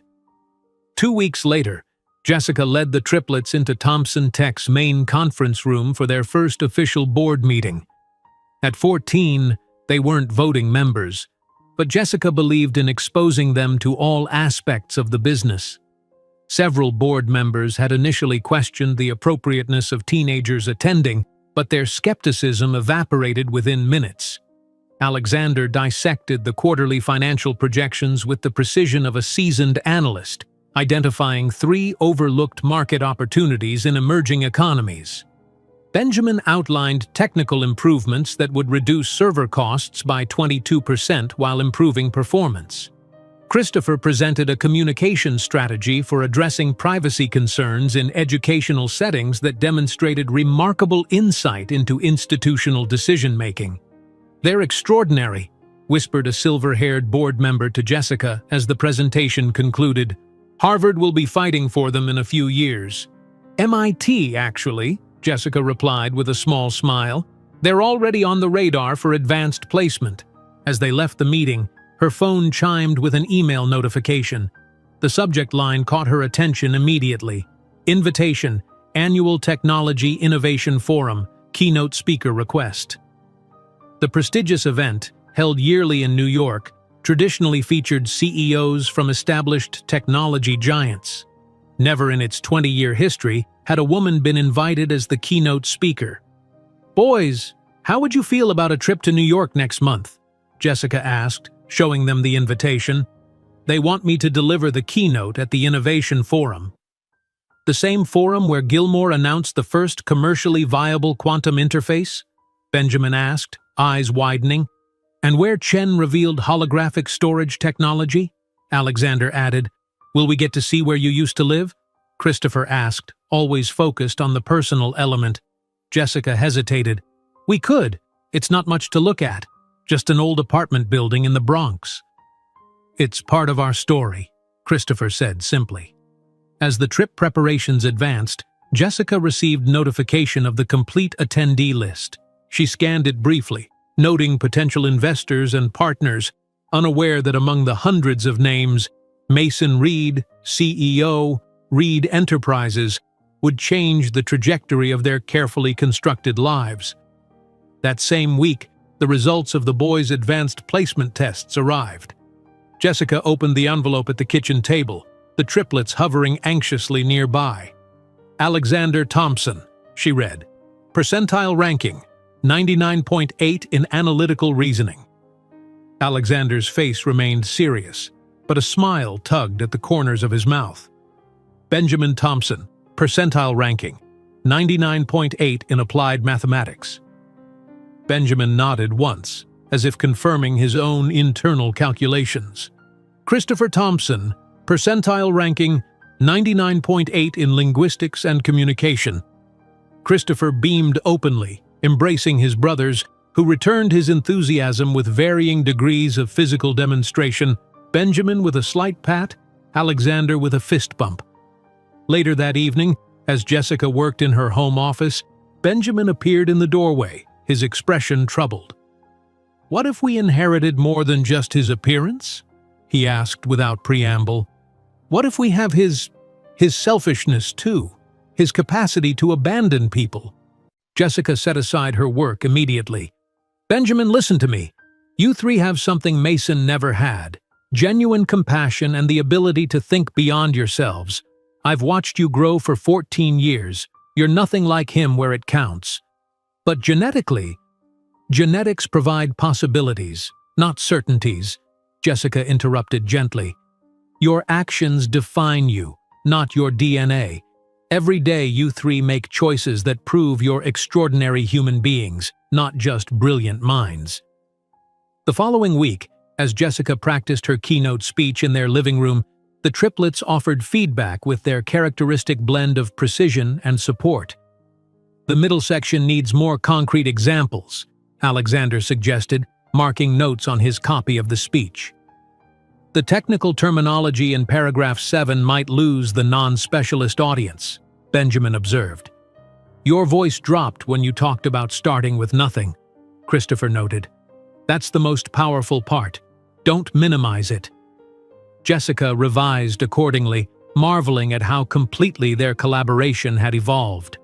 From infants she'd once balanced while coding to young men who now enhanced her work with their unique perspectives, the journey had come full circle. As they finalized travel arrangements for New York, Jessica reviewed the conference schedule, her eyes skimming past Mason Reed's name without recognition, while the triplets discussed animatedly the technological innovations they hoped to witness. The city of New York awaited the Thompson family like conquerors returning in triumph. But for Jessica, it would be a return to the place where everything began, without her knowing that the man who had declared her insufficient would be sitting in the third row, about to discover the true meaning of loss.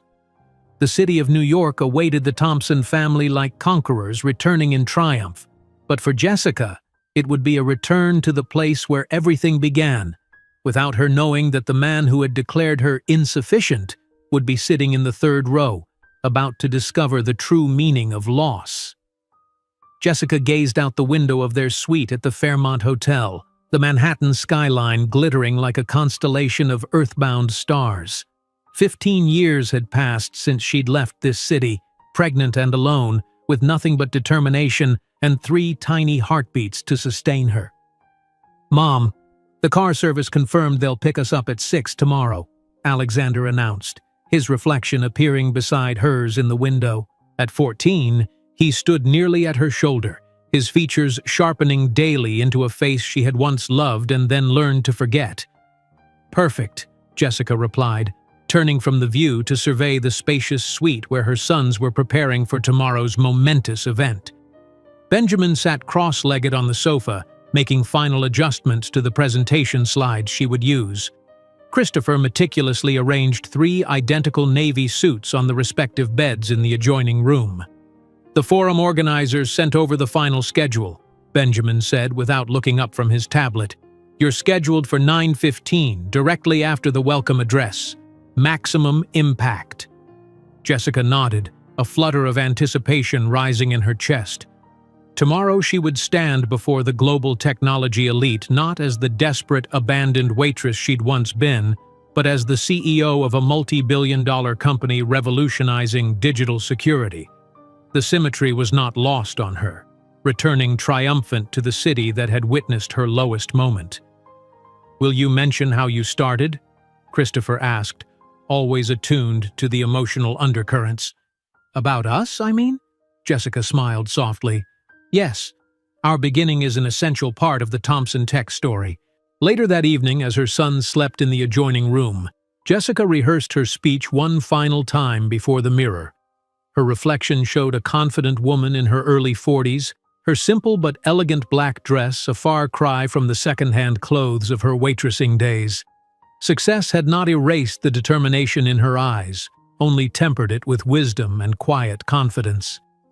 "Innovation doesn't just come from opportunity," she practiced softly, but often from necessity. Morning arrived with characteristic efficiency in the Thompson household. Alexander adjusted his tie with precision. Benjamin verified the presentation files on multiple devices as backup, and Christopher practiced networking techniques in the mirror. Jessica watched them with quiet pride as she fastened the sapphire earrings that were her one concession to luxury, a gift to herself when Thompson Tech reached its first billion in valuation. "Ready to make history, boys?" she asked, gathering her materials. 3 identical grins, so reminiscent of a younger Mason Reed, though she'd never tell them that, flashed back at her. The grand ballroom of the Fairmont Hotel buzzed with the energy of 500 technology leaders, venture capitalists, and media representatives. Jessica and the triplets entered through a side door, immediately drawing attention. Whispers followed their progress. The billionaire CEO and her remarkably identical sons, their reputation preceding them. "Ms. Thompson, we're honored to have you," the forum director greeted her, shaking her hand with barely concealed awe. "Your sons are welcome to sit in the front row during your presentation." Across the room, Mason Reed arrived through the main entrance, distracted and visibly tense. His once crisp posture now carried the slight stoop of a man under constant pressure. His assistant handed him a program, which he glanced at briefly before tucking into his jacket pocket. "Remember," his PR advisor murmured beside him, "we need at least 2 solid partnership prospects from today. The board is getting impatient with the quarterly losses." Mason nodded tersely, scanning the room for familiar faces that might help salvage his company's declining fortunes. At 45, premature silver threading his temples, he looked every bit the beleaguered executive fighting to maintain relevance in a rapidly evolving industry. As the welcome address concluded, Jessica took a deep breath backstage, listening to her introduction. "Our keynote speaker has revolutionized how we approach digital security, building a $5 billion enterprise from nothing while challenging industry norms at every turn. Please welcome Jessica Thompson, founder and CEO of Thompson Tech Solutions." The applause was thunderous as Jessica walked onto the stage, her poise magnetic as she took position behind the podium. The massive screen behind her illuminated with the Thompson Tech logo, elegant in its simplicity. In the third row, Mason Reed absently checked his phone, only half listening to the introduction of a speaker he didn't recognize. When he finally glanced up, the champagne flute in his hand froze halfway to his lips. "Jessica," he whispered, the name escaping involuntarily as recognition dawned. On stage, Jessica began her carefully crafted narrative. "Innovation doesn't just come from opportunity, but often from necessity," she stated, her voice carrying confidently through the ballroom. 15 years ago, I found myself at a crossroads that many would consider insurmountable. The screen behind her shifted to show her journey. First, a small apartment where she'd begun coding. Then the garage space where the first version of Mom Solo was born. "When I began, I was a single mother of triplet newborns, coding between bottles and diaper changes," she continued, prompting appreciative laughter from the audience. Mason's champagne glass slipped from his fingers, the crash muffled by the plush carpet. "Triplets?" The word echoed in his mind as he calculated backwards. 15 years ago, the exact time he'd left Jessica pregnant and alone, believing her claims of multiple heartbeats were exaggerated attempts to trap him. Jessica continued, unaware of the shock registering on her former lover's face. What began as a simple solution for overwhelmed single parents evolved into something much more powerful. We discovered that those who navigate life's greatest challenges often develop the most innovative solutions. The screen displayed the growth trajectory of Thomson Tech, from the modest Mom Solo app to their revolutionary security protocols. Today, Thomson Tech is valued at $5.2 billion, with over 70 million users worldwide trusting our privacy applications. Mason stared in disbelief at the numbers. Reed Enterprises had been struggling to maintain an $800 million valuation after years of declining innovation. The woman he'd dismissed as ordinary and without connections had built an empire 6 times more valuable than his own. "Our latest security protocol," Jessica explained, her hands moving gracefully to emphasize key points, "adapts to threats in real time, creating an impenetrable barrier between vulnerable data and those who would exploit it." As she detailed the technological innovations her company had pioneered, Mason found himself unable to focus on the specifics. Instead, his eyes were drawn to the 3 young men seated in the front row. Identical profiles, strong jawlines, and the same piercing blue eyes he saw in the mirror every morning. His sons, the children he'd rejected before they were born. The constant reminder of his lapse in judgment had become living, breathing young men who now sat proudly watching their mother command the attention of an industry that had once dismissed her.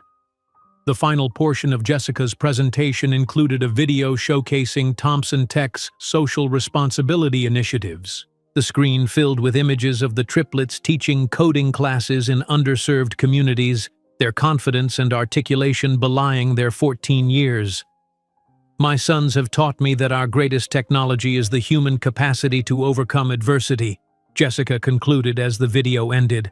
"At Thomson Tech, we believe innovation should serve humanity's best interests, not exploit its vulnerabilities." The applause was immediate and sustained as the triplets joined their mother on stage. The visual impact was striking.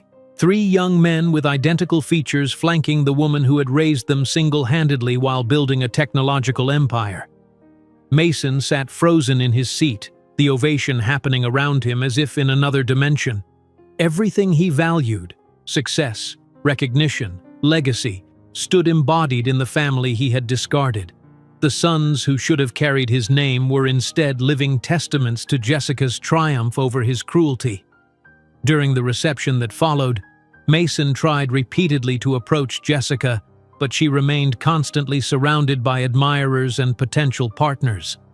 The triplets moved through the crowd with surprising sophistication for their age, each demonstrating different but equally impressive social skills. Alexander engaged with financial executives, discussing market projections with uncanny insight.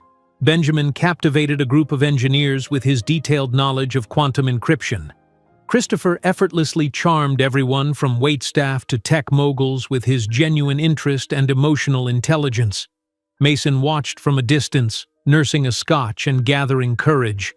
When he finally saw Jessica excuse herself and head toward the terrace for a momentary respite from the crowded ballroom, he seized his opportunity.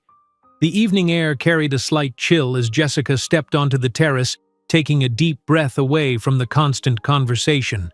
She heard the door open behind her but didn't immediately turn, assuming it was one of her sons checking on her. "Jessica," a voice called, sending an unexpected jolt of recognition down her spine. She turned slowly, her expression transitioning from surprise to carefully constructed neutrality as she faced the man she hadn't seen in 15 years. For a brief, unguarded moment, the years collapsed between them. The handsome executive who had swept a waitress off her feet, now standing before her with unmistakable shock in his eyes. "Mason Reed," she acknowledged, her voice steady. "What a surprise." He stood awkwardly, hands fidgeting with his tie in a nervous gesture she remembered from their brief time together. Up close, the years had not been as kind to him as to her, stress lines carved deep around his eyes, and his once athletic frame had softened with the sedentary lifestyle of an executive under pressure. You look magnificent," he finally managed, his voice almost unrecognizable to himself. "I had no idea. Your success. The boys." "Alexander, Benjamin, and Christopher," she supplied, her tone professional but cool. "They're applying simultaneously to Harvard, MIT, and Stanford next year. All three received perfect scores on their preliminary exams." Mason swallowed visibly, his Adam's apple bobbing with emotion. "They're my sons." Jessica's gaze hardened slightly, the only indication that his words had affected her. "Biologically speaking, yes. Legally and in every other aspect that matters, no. You made that very clear. I was young, immature. We all make mistakes," Mason attempted, hearing the inadequacy of his words even as he spoke them. "No, Mason," Jessica interrupted calmly. "A mistake is forgetting an anniversary. What you did was a deliberate choice with permanent consequences." She paused, a small, ironic smile touching her lips. "You know what's interesting? Thompson Tech attempted to acquire a subsidiary of Reed Enterprises last year, but your board rejected our offer. They considered our valuation insufficient." Mason's face paled visibly. "That was your offer? The board didn't tell me. We've been having financial difficulties." "I know," Jessica replied simply. "Everyone knows. The market doesn't forgive decisions based on ego rather than vision." Before Mason could respond, Alexander approached from the ballroom. "Mom, the Microsoft representative wants to discuss the AI partnership," he said, then noticed the man standing beside his mother. "I'm sorry. I didn't mean to interrupt." "It's fine, Alexander," Jessica said softly. "This is Mason Reed, CEO of Reed Enterprises." The young man extended his hand politely, showing no recognition of the name. "Pleasure to meet you, Mr. Reed. I read about your company's challenges in the Financial Times recently. Fascinating case study on failure to adapt to market evolution." Mason felt the sting of the casual analysis, delivered in a voice that could have been his own at that age. Before he could formulate a response, the other two young men joined the group, completing the uncanny tableau of what might have been his family. "Mason, these are Benjamin and Christopher," Jessica introduced. The young men greeted him with the same polite distance, clearly having no idea of his true identity. The pain of being a complete stranger to his own flesh and blood hit Mason with physical force, leaving him momentarily breathless. "Jessica, could we speak privately? Please," he implored, desperation edging into his voice. "There's nothing to say that can't be said here," she replied firmly. "They deserve to know who I am," he blurted, louder than intended. The sudden outburst drew attention from nearby guests. Jessica maintained her composure, but her eyes flashed with carefully controlled anger. "Who you are," she repeated quietly. "You're the man who said I was common and worthless, that these three brilliant young men would be a constant reminder of your lapse in judgment, who deposited a check on my coffee table and suggested I abort your children because I would never be enough for your world." Her voice remained controlled but cut like glass. "Well, Mason, you were right about one thing. We don't belong in your world. We built our own world, much larger and more meaningful than yours ever was." While Jessica and Mason confronted their past on the terrace, the dramatic scene quietly unfolding, Mason Reed had no idea that this meeting was not just a revelation of what he had lost, but the beginning of a public dismantling that would shake the very foundations of the life he had chosen instead of his children. While Jessica and Mason confronted their past on the terrace, the triplets watched with growing comprehension, their identical faces processing the revelation at different speeds. Alexander's analytical mind connected the dots first, his posture stiffening as he studied Mason's features, the same jawline, the same eyes, the same hands that he saw in the mirror every morning. "You are our biological father," Alexander stated, his voice steady despite the emotional earthquake occurring beneath his composed exterior. It wasn't a question, but a conclusion drawn from irrefutable evidence. Mason nodded eagerly, attempting a smile that appeared more desperate than warm. "I would very much like to get to know you all now. I know I made a terrible mistake, but it's not a mistake when you write a check to abort your own children," Benjamin interrupted, his typically reserved demeanor giving way to cold precision. His eyes, identical to Mason's, had none of the older man's pleading warmth, only calculation and judgment. Mason flinched as if struck. "I was young, scared. I didn't understand what I was giving up." Christopher, always the mediator, placed a supportive hand on his mother's shoulder. "Thank you for introducing us to this part of our history, Mom." He turned to Mason, his tone polite but definitive. "Mr. Reed, I appreciate your contribution to our conception, but I'm afraid you're 15 years too late for any meaningful role in our lives." A small crowd had gathered at the terrace doors, drawn by the unusual intensity of the conversation. Jessica noticed several people discreetly filming with their phones, and among them stood Madeline Chen, technology editor for the Wall Street Journal, her expression professionally neutral, but her eyes alert with recognition of a breaking story. "You see?" Jessica said quietly to Mason, her composure unbroken despite the public nature of the confrontation. "They don't need your approval or presence. They know exactly who they are and what they're worth." Mason stood frozen, the full magnitude of what he had discarded 15 years ago finally crashing down upon him. Before him stood not just the woman he had cruelly dismissed, but 3 exceptional young men who carried his blood but owed him nothing. "Please," he whispered, his voice cracking. "We could start fresh.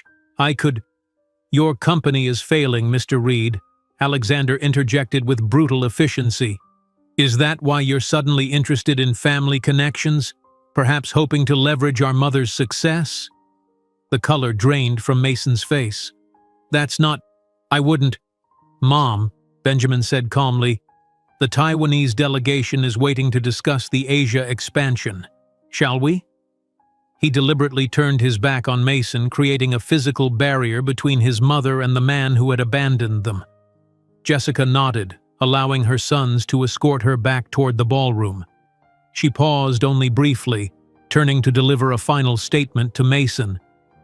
"For 15 years you had every opportunity to be part of their lives. You chose not to be. That choice has consequences that can't be undone with an apology."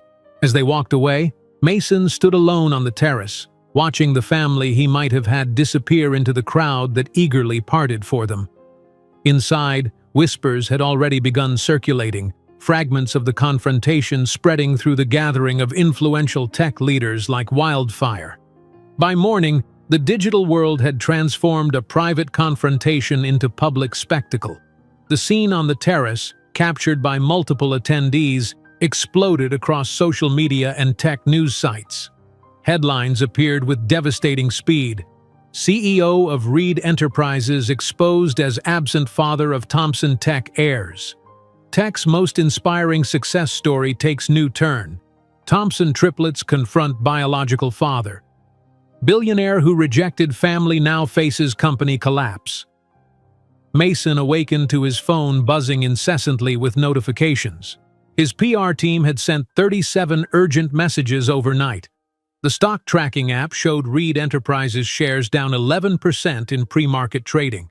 By market open, the drop had accelerated to 17% as investors reacted to both the personal scandal and what it revealed about his judgment.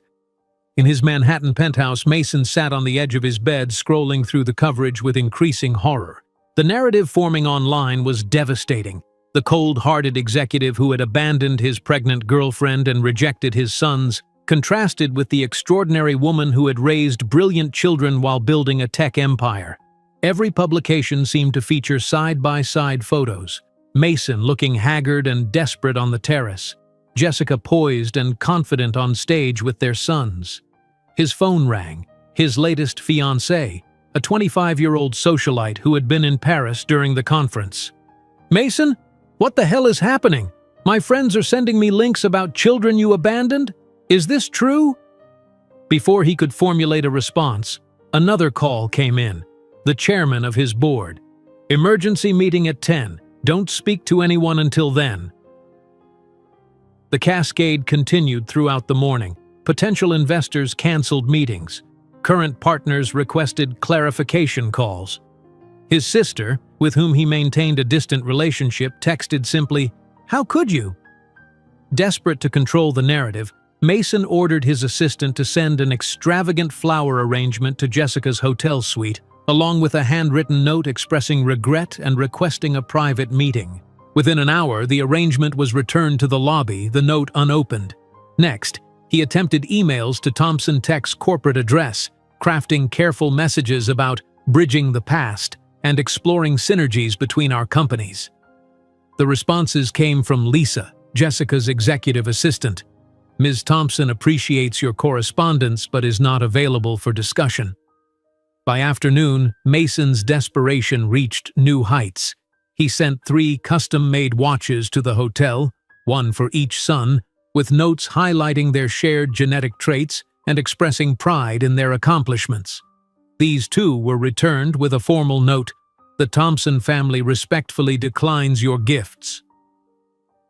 3 days later, as the media frenzy showed no signs of abating, Mason received a FedEx package at his office. Inside was a formal correspondence from Jessica's legal team, a comprehensive file documenting every attempt he had made to contact his sons over the past 15 years. The file contained a single sheet of paper. It was blank. Attached was the original check he had left her 15 years ago, never cashed, with a simple note in Jessica's handwriting. "Returning this. We never needed it." The message was clear. She had kept receipts of his absence, documenting the complete void where his fatherhood should have been.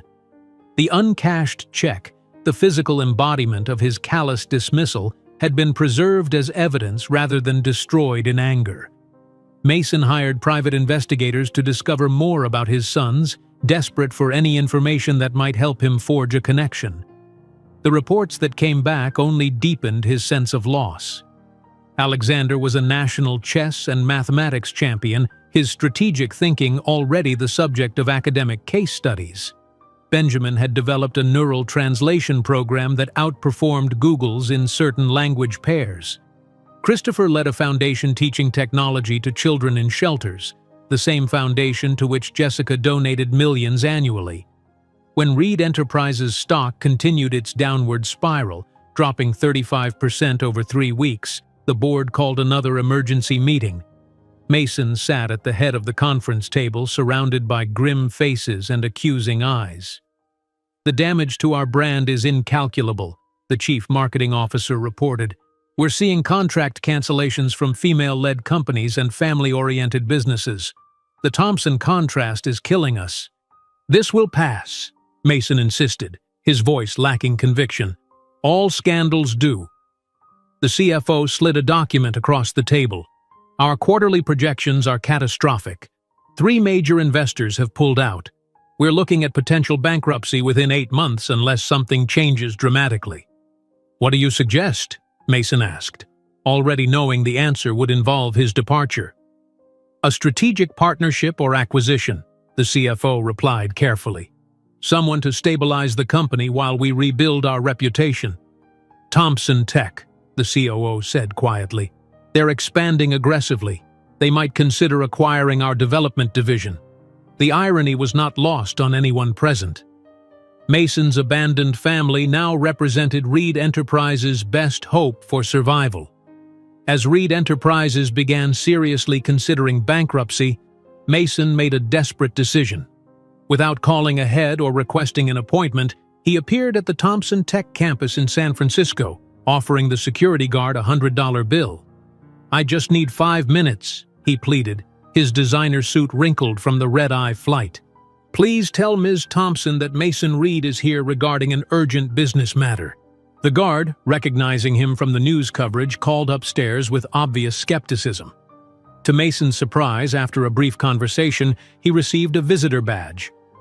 "33rd floor, Mr. Reed. Ms. Thompson will see you." The elevator ride gave Mason time to compose himself. to prepare arguments that might appeal to Jessica's business sense, if not her forgiveness. He rehearsed figures, synergy potentials, market advantages, anything that might keep her attention long enough to establish some connection. Jessica's executive office was everything his was not. Spacious and filled with natural light, the walls adorned with photographs documenting the triplets at various ages and stages of Thompson Tech's growth. Each image represented a memory he had forfeited, a milestone he had missed. Jessica sat behind a modern desk, her posture relaxed but professional. She might have been meeting any executive in difficulties, her expression revealing nothing of their shared history. "What can I do for you, Mason?" she asked, her tone businesslike. Mason had prepared a sophisticated pitch about strategic acquisition and market complementarity. Instead, raw truth tumbled out. "I'm here to beg. Not just for me, but for Reed Enterprises. We have 3,000 employees who will lose their jobs. We need an investor, an acquisition, anything." Jessica studied him silently, her gaze penetrating. "You didn't come here for your employees. You came because you finally realized what you lost. Not just 3 brilliant sons, but the opportunity to be part of something truly meaningful." Mason lowered his head, defeat evident in every line of his body. "Yes, you're right. I can ensure your employees will have opportunities," Jessica said, making a few notes. "I'll forward your situation to our acquisitions team." She paused, considering her next words carefully. "As for you personally, I don't feel anger, Mason. That might surprise you, but your absence strengthened us. The boys grew up knowing their worth doesn't depend on validation from men who can't see beyond their own ego." "And now?" Mason asked, his voice barely audible. "Will I never know them?" Jessica sighed. "That's entirely up to them. They're young adults making their own decisions. I've made it clear I'll respect whatever choice they make. I suggest you do the same, for the first time." 3 months later, Thompson Tech acquired the development division of Reed Enterprises, retaining 97% of the employees. Mason Reed was removed by the board, walking away with a fraction of what the company had once been worth. One afternoon, as Mason cleared out his office, he received an email from Christopher Thompson, not Reed, inviting him for coffee. It wasn't forgiveness or acceptance, just an opportunity to meet the man who had contributed his DNA. That same day, Jessica accepted the National Innovation Award, becoming the first self-taught woman to earn such an honor. In the audience, her 3 sons gave her a standing ovation as she shared her final message. "Our value is never determined by those who fail to see us, but by the courage to move forward when we're told we're not enough. The greatest innovation we can create isn't found in code or algorithms, but in building a legacy of dignity and purpose that defies all expectations." As the ceremony concluded, she didn't spare a single thought for Mason Reed. Her life was complete, filled with accomplishment, purpose, and the love of 3 extraordinary young men who had never needed a father to become exceptional men. Meanwhile, Mason sat alone in his now modest apartment, holding a picture frame containing a photo of the triplets he had downloaded from the internet, contemplating the empire he had rejected before he even knew it could exist.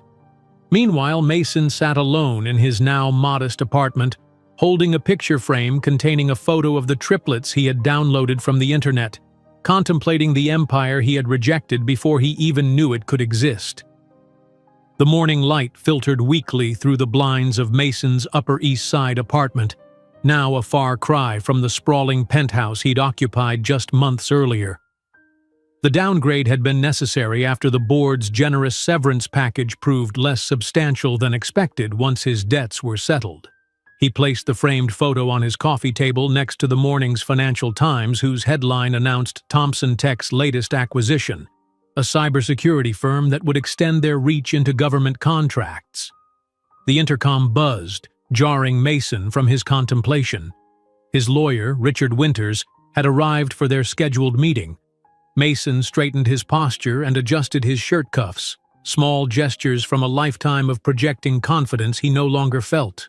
"The paperwork is finalized," Richard said, placing a thick folder on the table after perfunctory greetings. Thompson Tech's acquisition of Reed's development division is complete. 97% of the staff retained, as promised. Mason nodded, a hollow acknowledgement of Jessica's extraordinary generosity toward people who had depended on him. And the employees? Most seem relieved. The Thompson reputation for ethical management and work-life balance has created significant optimism. Richard hesitated before adding, "Several have mentioned they'll have better parental leave than Reed ever offered." The irony wasn't lost on Mason. The woman he'd expected to terminate her pregnancy rather than inconvenience his career now offered his former employees benefits specifically designed to support parenthood. "What about my non-compete clause? Will it prevent me from starting over?" Richard interrupted gently. "Mason, be realistic. Your reputation in the industry is—" He trailed off, searching for a diplomatic phrase. "Destroyed," Mason finished for him. "You can say it." Richard nodded. "The non-compete applies only to direct competition with Reed's former technologies. You're free to pursue other ventures, though I would suggest something far removed from your previous work." After his lawyer left, Mason stood at the window overlooking a street that was merely nice, not exclusive. His phone chimed with an email notification. His heart rate quickened when he saw the sender, Christopher Thompson. "Mr. Reed," the message began, formal but not cold. "I've considered your repeated attempts at contact. I'm willing to meet for coffee this Thursday at 2 o'clock at Madrigal's on 34th Street. To be clear, this isn't forgiveness or acceptance, merely an opportunity for me to form my own assessment. Please confirm if this works for you." Mason's hands trembled as he typed his reply, attempting to sound grateful but not desperate. 3 attempts later, he settled on a simple, "Thank you, I'll be there." For the next 2 days, Mason researched everything he could find about Christopher, the most empathetic of the triplets according to media profiles. He learned about Christopher's foundation for teaching technology to disadvantaged children, his perfect SAT scores, his interest in linguistics. Mason rehearsed questions and potential topics, preparing as meticulously as he once had for board meetings. Thursday arrived with agonizing slowness. Mason arrived at the coffee shop 30 minutes early, selecting a quiet corner table. He'd chosen his outfit carefully, expensive enough to maintain dignity, but subdued enough to avoid appearing ostentatious. At precisely 2 o'clock, the door opened, and Christopher walked in. The impact of seeing his son up close, intentionally, knowing who he was, struck Mason with physical force. The young man possessed his height and build, his eyes and jawline, but moved with a confidence that was entirely his own, or perhaps Jessica's. Christopher ordered before approaching, his expression neutral but not unkind.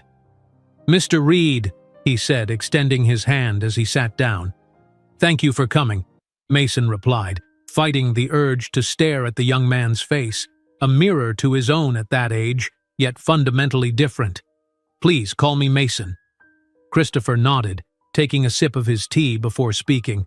"I should clarify something immediately. I'm here out of curiosity, not need. My brothers know I'm meeting you but chose not to join. We each make our own decisions." "I understand," Mason said, though the pain of Alexander and Benjamin's absence cut deeply. "May I ask why you decided to meet when they didn't?" Christopher considered the question with remarkable poise for a 14-year-old. "I'm interested in human motivation. Alexander sees your actions in terms of statistical probabilities. A man who abandoned his children once is likely to cause harm again. Benjamin approaches it as a binary code problem. You either were there or weren't, and you weren't." He paused. "I believe people are more complex than either model suggests." Mason hadn't expected such profound insight from someone so young. This wasn't a child, but a young man with emotional intelligence that humbled him. "That's remarkably insightful." "Mom encouraged us to understand rather than judge," Christopher replied, though she never minimized the impact of your choices. "What did she tell you about me?" Mason asked, bracing himself. The essentials: that you were her boyfriend who left when you learned she was pregnant, that you offered money for an abortion and said she would never be enough for your world. Christopher's direct gaze held no accusation, merely statement of fact. She never lied, but she also never used your abandonment to define us. She made sure we knew that your choice reflected your limitations, not our value. Mason stared into his untouched coffee, shame burning through him. She's an extraordinary woman. Yes, Christopher agreed simply, she is. The conversation continued for exactly 1 hour. Christopher asked precise questions about Mason's background, his relationship with his own father, his current circumstances. He shared very little about himself or his brothers, maintaining clear boundaries that Mason dared not challenge.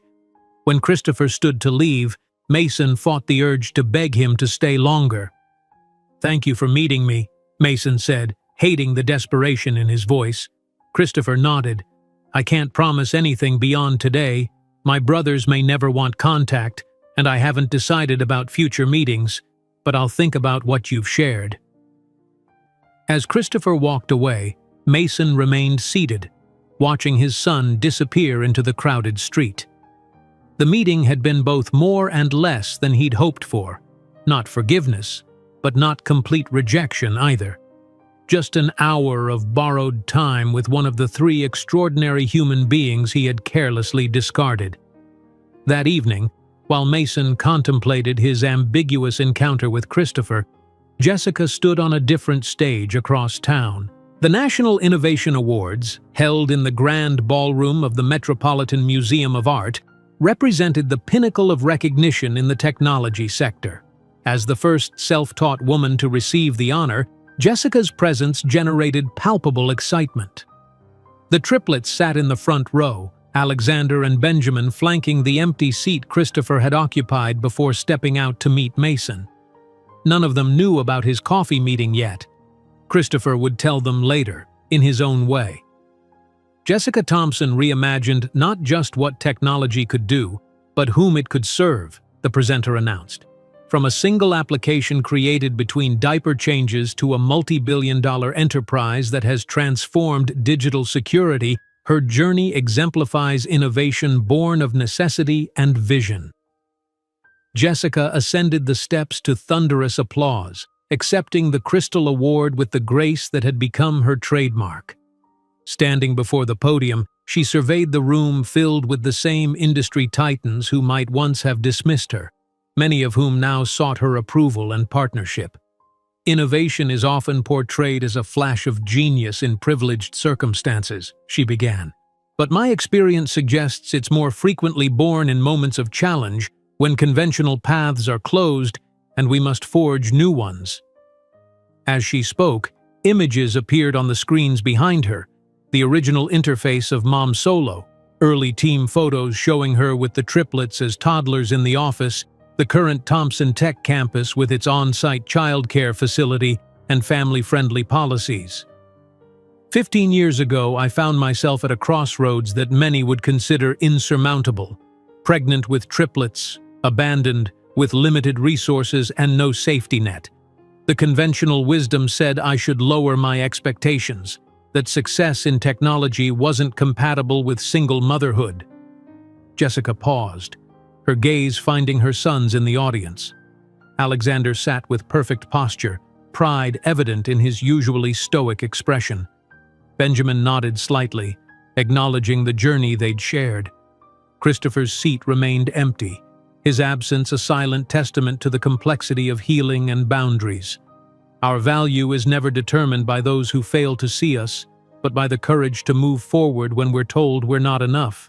The greatest innovation we can create isn't found in code or algorithms, but in building a legacy of dignity and purpose that defies all expectations. The ovation that followed lasted nearly 2 minutes. Industry leaders who had once ignored her emails now stood in respect. Investors who had questioned whether a mother could lead a tech company now competed for her attention. Former competitors who had underestimated her now sought her mentorship. After the ceremony, surrounded by well-wishers and potential partners, Jessica didn't spare a single thought for Mason Reed. Her life was complete, filled with accomplishment, purpose, and the love of three extraordinary young men who had never needed a father to become exceptional men. Later that night, as the Thompson family returned to their hotel suite, Christopher quietly shared the news of his meeting with Mason. "You didn't have to tell us," Alexander said, his analytical mind immediately assessing potential outcomes. "We're not upset," Benjamin added, his expression suggesting he was processing this new variable in their family equation. Jessica listened without comment, allowing her sons the space to form their own responses to this development. "He seemed diminished," Christopher finally said. "Not physically, but essentially, as if he's only now understanding what he lost." Jessica squeezed his hand gently. "Whatever relationship you choose to have or not have with him is your decision. There's no right answer." "Did it help?" Alexander asked his brother. "Meeting him?" Christopher considered the question carefully. "It helped me understand that our story isn't about his absence. It's about what we built without him." The empire that Jessica built continued to prosper for generations, while the Reed name gradually faded from corporate memories. But on the rare occasions when Christopher had coffee with the man who had given him half his genes, he gently shared stories of his extraordinary mother, the woman who proved that being enough was just the beginning of being truly exceptional. If you enjoyed today's video, I'm sure you'll love the next one. Don't waste time. Just click on the screen